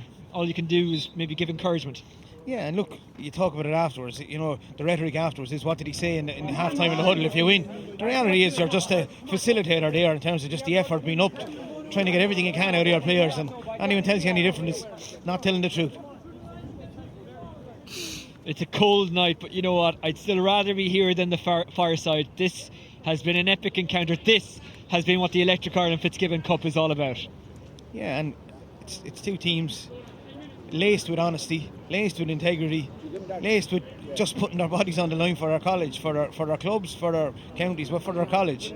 You know, the college boys are together 5 days a week on site, and you know, the strength of the panel, of each panel, will certainly be tested now, and it'll come down to good players stepping up and see can we see Kingston back in the limelight again. So it'll be interesting.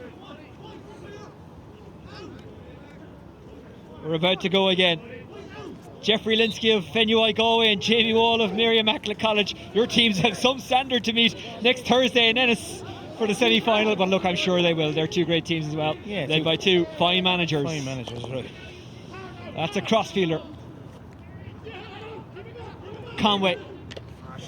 Good block by Mullen. Mullen gets it back. Gets turned over. Chris O'Leary. And UCC are level. Set it up again. I tell you, Oisin, if you've ever seen it, have you ever heard the expression just strike on sight? That's what happened there. He swung at it a haymaker and not taking it away from skill levels. That's a brilliant score. It was instinctive, wasn't it? Yeah, 100%.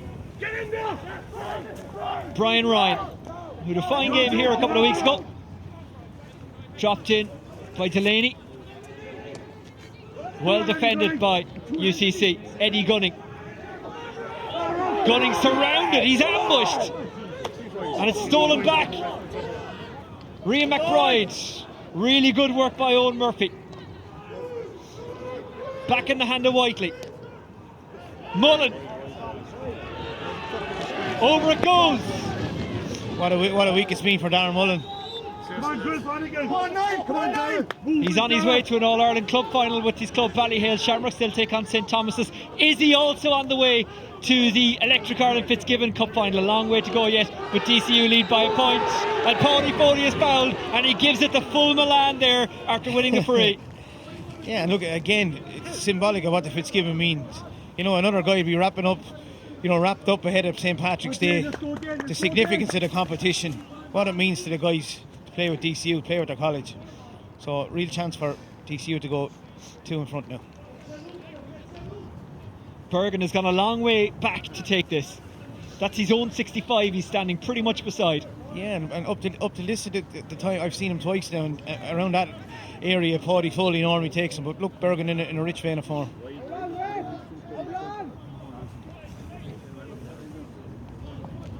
Bergen with the swirling breeze to deal with. It's dropping, but where is it dropping? Yeah. Over the bar, that's where it's dropping. And DCU Dochas lead by 2. Yeah, small bit of daylight now, Oisin, for the first time in a long time. Barry goes into the middle. McBride intercepts. Mullen's onto it. Mullen's onto it now. Mullen to put his team 3 in front and can't. It was Bergen who got it to Mullen. Come on, Chris, go again. Enjoy. Jack Barry farms it long. Mullen. Conor Delaney. All the Kilkenny men are thundering into it now. They love this, don't they? And so does he, Chris Crummy of Dublin. Here's Fergal Whiteley, also of Dublin. John Donnelly tries to get involved. Spilled out to the right hand side. Chris O'Leary winds up. This to narrow to 1. Chris O'Leary does it again. Push up again.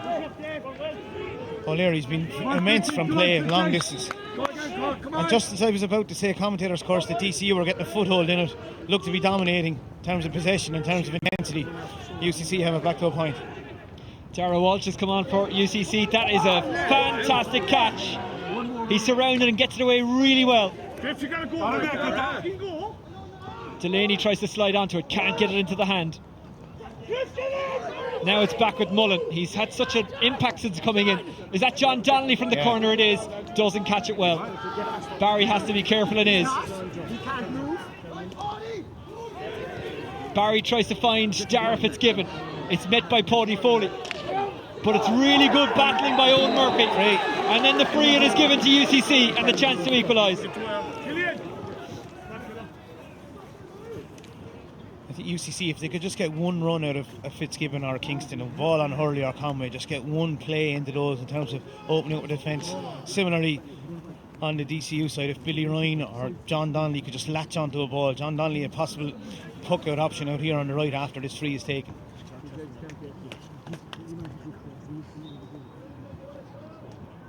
Chris O'Leary, one of the players of the match so far for UCC. This to level it. It's not the cleanest of pickups. And it's not the greatest of strikes. Granted, it was from a very tough position, but they still have time. Chris is adamant there, arguing with the linesman that it was over, but again, we'll see it again. Drop the ball. Donnelly went up for it bravely with the hand. Dara Walsh tries to flick it on, but only gets it as far as Delaney.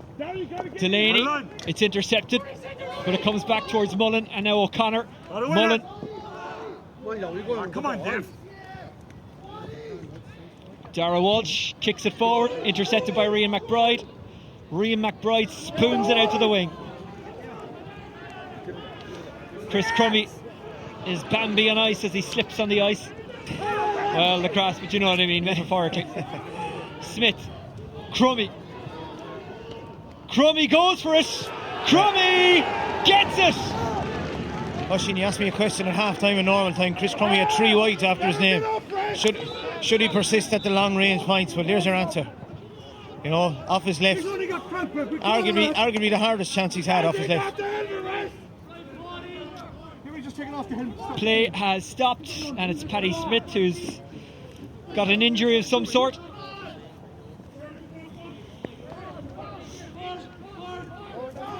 By the way, if it's level at the end of this,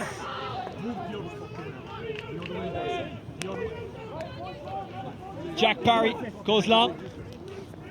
Dara Walsh tries to intercept. Here's Fergal Whiteley. Whiteley's on his bike. Whiteley moving at pace.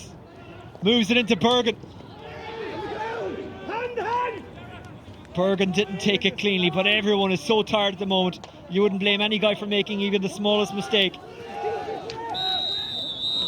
That's really fine work from UCC, and the free out is won. In fairness, we don't often praise referees, but Thomas Welch has done an excellent job.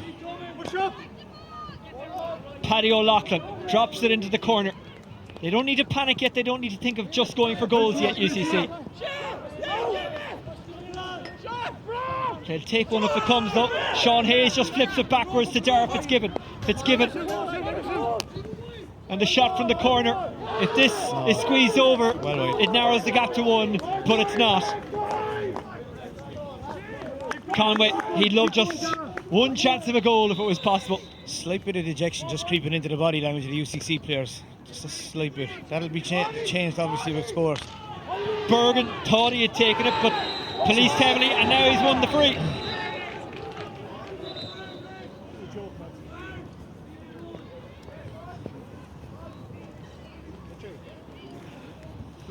Sorry, I was just about to say, if this is level at the end of extra time, we are going to 65s, just to clarify. And a yellow card.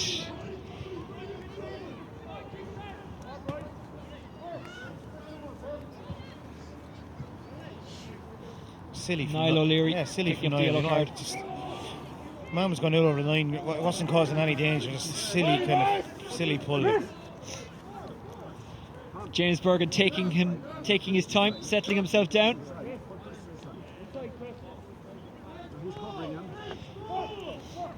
So this would open up a 3-point gap, and then UCC would have to go for a goal because they're running out of time. We haven't had too many stoppages in extra time. One for a slight injury, but that was only maybe 30 seconds. Bergen, Yeah, and maybe not to seal it, but to put a good deposit down in the win. He's missed it. And I'd say if UCC to get the chance to be going route one, I see Paddy O'Loughlin is now at 4, so they've pushed on completely.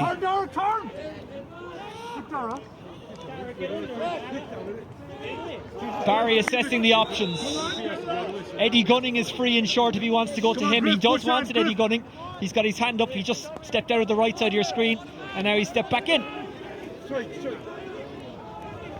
Gunning goes longish. An attempted flick on by Chris O'Leary. Paddy Foley tried to gather it. He couldn't, but his teammate does. Bergen takes it back to goal. He has an option in Brian Ryan. Ryan off the stick. And not wide. The keeper will actually keep it going. Well, it is wide, but it doesn't matter to Jack Barry. It's the same thing because there was no one pushing up on him. Into the middle it goes. It's broken down by Rian McBride. He's been very strong all through, Oisín. He's been really excellent. Kingston's back to try and sweep it up and get on it for UCC. Pumping the legs, ploughing forward, getting it out to Griffin. Need to get it Griffin lets it inside because they probably need a goal at this stage. Really good full back play. Oh, this could go anywhere. And the referee. Looks like a penalty, possibly. What's he going to commit to here? Is it a penalty or a free? He's going to check with his umpires whether he's inside or not. I'd say it looks like he hasn't stretched his arms out, which is why I'm holding on. It looks like he's going to check with the umpires as regards whether he was inside or not. Certainly heading for the umpires. What's it going to be? The fact he's saying nothing looks to me like he's going to go to penalty. It's a penalty. And a chance for UCC to steal this one late. Well, maybe stealing it is harsh because they've both been kind of neck and neck. But it's a big moment. Paddy Foley is protesting. Paddy Foley gets the yellow card. Yeah, it's interesting now. Chris O'Leary's been hitting the long range free so well. Well, this could be the last strike of the game. And it's Chris O'Leary who'll take it. O'Leary against Oisín Foley. O'Leary knows he has to put it in, and if he does, his team are going to the Electric Ireland Fitzgibbon Cup final. O'Leary! Saved! But it falls in! Oh, he's so unlucky, Oisín Foley! And UCC are on their way to the final. Or are they? Is there one last chance for DCU, Dochas? This one's going to drop in. Bergen tries to get there. Gunning is holding him up. UCC take the sliotar. Have UCC taken the win? David Griffin goes long. The final whistle goes. And by the narrowest of margins, that man, Chris O'Leary, has put UCC into the Electric Ireland Fitzgibbon Cup final. Look what it means. Look what it means. Really emotional scenes out there. That's incredible. The first thing you'd have to do is your heart would have to go out to the DCU lads. Dominated the 2 periods of extra time, really, you know, and just the harshness of it, not the decision. I didn't really see the decision to award the penalty, but the harshness on the players, having given everything they had. The DCU lads, they're prostrate here, they're inconsolable, and that's the nature of the competition. And look, you know, you couldn't stand here and say that UCC deserved it based on the extra time. You'd have to say, be cliched and say a draw was probably a fair result overall in the context of the overall game. DCU dominant in extra time and undone by a penalty. And in many ways that penalty was the story of the game. A big call after a battle for the ball. The penalty was struck, the keeper stopped it and it bounced in, and that kind of summed up the game nicely, the kind of game it was. Look at Oisín Foley, and there's nothing he could do about it, because when a ball is travelling that fast, that close, even if you get your stick to it, it might just fall the wrong way. And Owen O'Donnell, you feel bad for him as well, because he had a great game as well. Looked to be the hero, really, Oisín Foley. Looked like he was going to be the hero to stop, but it seemed to trickle in under him afterwards, or get almost kind of a deflection in under him after it hit. Looked like Chris O'Leary's save was, or a penalty shot was saved by Oisín Foley. So, look, you saw the ecstasy of the UCC bench, the UCC players, and you saw the agony of DCU. incredible mixture of emotions, really. Well, let's relive some of those emotions again now and have a look at that penalty. The penalty which came in injury time of extra time. Was it a penalty, first of all? So the ball breaks. O'Leary ran onto it. He couldn't send it home.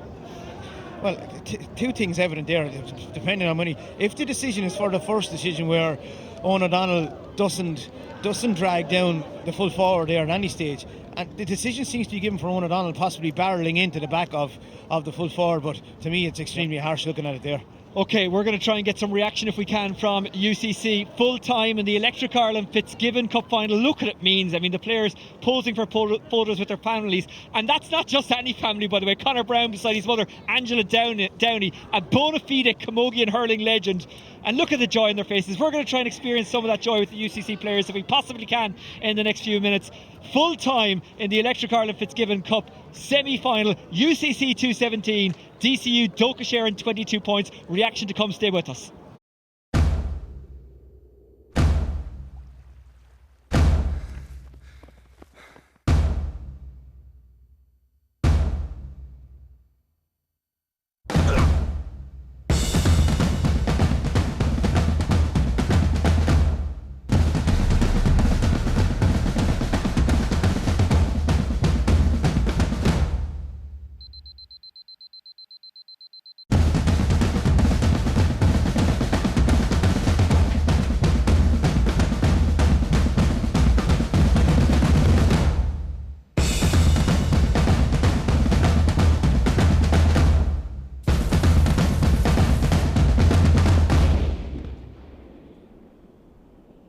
Some moments teach you all you need to know about yourself. The Electric Ireland GAA Minor Championships. This is major. Welcome back to the WIT Sports Campus in Waterford, where we have witnessed an incredible spectacle between UCC and DCU Dochas in the Fitzgibbon Cup semi-final. The final score, look over at the scoreboard, 217 to 22 points. What a game. One of the UCC players is joining me now. He's coming on to us now. Well done. Congratulations. This is live TV, so I wasn't even quite sure who was coming over to us. I know someone was. It is Conor Brown of Kilkenny. Yeah. Conor, well done. Thanks. Congratulations to you. Jeez, I don't know what to say. Is that sure they were all over us till the end. Like, it was nip and tuck the whole way. We were blessed to get a penalty at the end. What a way to win it is the only thing. Like, Conor, try and describe the game to us, because it was just an intense battle, wasn't it? The wind 90 miles an hour blowing this way for the whole match. It was blistery conditions. Like, it was like, as I said, it was nip and tuck. We got a goal at the start, then they kept on piling on the pressure, point after point, and then I suppose extra time is just both teams are wrecked. It's just who can get the most out of the legs, like, and we were lucky to get a penalty, as I say, at the end. What does it mean to UCC to get to the final? Well, I suppose it's a college that thrives on on the Fitzgibbon, and I suppose like they haven't been there in a few years, so it's great to get back where they belong. And will you take something more out of this semi-final win, given the battle it was, given the way you won it? Of course, yeah. We came out of, as you were calling it, group of death, so we knew we had a few hard games under our belt, and that one will only help us even more. And really nice moments out here, celebrating with your family, celebrating with your friends. Yeah, I sure. If it was everyone coming in like a big pile-on after the match, like, it was brilliant. Like, what a way to win it, as I say again. Well done to you, well done to UCC. Congratulations, enjoy the celebrations. That's Conor Brown of UCC, and of course Kilkenny and James Stevens. Derek McGrath, come back in, and we'll get some more UCC reaction. Talk to us about that. That was a wonderful win. Mate, yeah. I don't know what to say. In fairness for both teams, a fantastic way to win a game, but in fairness to DCU, it's an awful way to lose a game. You'd have to some sympathy, but it's sport. Like, someone wins, someone doesn't win. We got the luck at the end of the day. We weren't, it's just brilliant. I don't know what to say. I can tell you're lost for words, so thank you very much. Go and enjoy the celebrations. Derek, come back to me here, because that was an unbelievable spectacle, wasn't it? Yeah, look, it's as I said, just a pure, absolute mixture of emotions, real contrast between the emotions. you couldn't sit here or stand here and say that UCC absolutely deserved it, because DCU probably dominated the extra time, but UCC got that crucial stroke of luck that you need at times, and they took their chance, I suppose, with Crystal Erie. But a great spectacle and a great advertisement for the game in general. Yeah, we might try and get some more reaction in just a moment, but UCC, as I said to Conor there, they'll actually take so much more out of this kind of win than they would have a normal win, if you know what I mean. Yeah, and I think sometimes, not that we believe in fate or predestination or providence, but sometimes things are fated to happen. Sometimes you look back on things at the end of a final, if you like, that look back on this game with the element of luck that they got, that their name is almost on the trophy, if you like. But look, I'm sure they won't look upon it like that. They'll look to just regroup tomorrow, leave the boys play the inter-county stuff at the weekend, and regroup ahead of next weekend. Watch the Mary game on Thursday next, and just hope that, I suppose, to build on the end of the normal first half performance, or the second half performance, if you like, not having to take it into extra time. But look, they've quality all over the field. Derek, I might get you to run off and get Ger Cunningham for us there. It is absolutely intense and crazy here. The celebrations are palpable as UCC, I suppose, realise what they've done and how they've done it in the Electric Ireland Fitzgibbon Cup semi-final. And I've lost my earpiece as well, so we're kind of going directionless. Ken is in the van right now, going absolutely mad. Ken, I apologise to you, but we will wrap this up soon. But we do want to get some more UCC reaction if we possibly can. They haven't quite stolen it, but they have won it in very dramatic circumstances. A penalty in injury time of extra time to beat DCU Dochas in the Electric Ireland semi-final, and we will get some more reaction in just a moment. But the game on Thursday in Ennis has an awful lot to live up to, doesn't it? DCU, Dochas, they're out, UCC march on, and it is Mary Immaculate College who will take on NUI Galway in the game on Thursday afternoon. That one going on in Ennis, and coverage for that starts at 2:15, and we're really looking forward to bringing you that. We'll have as live coverage, by the way, of the Sigerson Cup semi-finals this weekend as well, on Saturday and Sunday in Mallow. The road trip continues, UCC taking on NUI Galway and UCD taking on St Mary's. Ger Cunningham, you might come over to us just for a second. I appreciate your time, thank you very much. How is your heart after that? What a way to win a game. Jeez, it's incredible. I'm so delighted for the lads. They put such an effort in there, and to be rewarded with a goal in the last minute. It's dream stuff really for us. But it looked dead and buried if the freedom over there. They were 2 down. It was a chance to put 3 ahead. Yeah. If you got that, it was dead and buried. But lads showed great courage. Shane Kingston won a really dirty ball there. We walked it up, went in there. Yeah. Sure, it's dreams. Last puck of the match stuff is fantastic. It's really fantastic. And that last play kind of really did sum up the game. A scramble, a big decision, and even the penalty wasn't struck particularly well, but somehow trickled in. You'd have to feel sorry for the keeper, but it went in, and from your point of view, that's all you care about. Yeah, of course you would. Keeper anytime. 1-1 last minute, but we were praying on the sideline that Chris would convert it. We only got 1 penalty in the whole year in a practice game, and Mark Coleman took it, and Mark was gone off. So Chris takes him with his club line, stood up and stood up, and that's a testament to the man. To stand up there in last puck of the game, brilliant when it comes off. But you have to be sorry for the keeper. But overall, look, it's a semi-final. We've won nothing yet, but we're delighted to be there. Ger, well done to you and your team, and hard luck to DCU Dochas. You'd have to feel sorry for them. They were losing by 2 or winning by 2, and then conceded a penalty and lost. So it is UCC who go through to the Electric Ireland Fitzgibbon Cup final. Will they play Mary Immaculate College, or will they play NUI Galway in the final? We'll find out on Thursday. Join us at 2:15 from myself and Derek. Thank you and good night.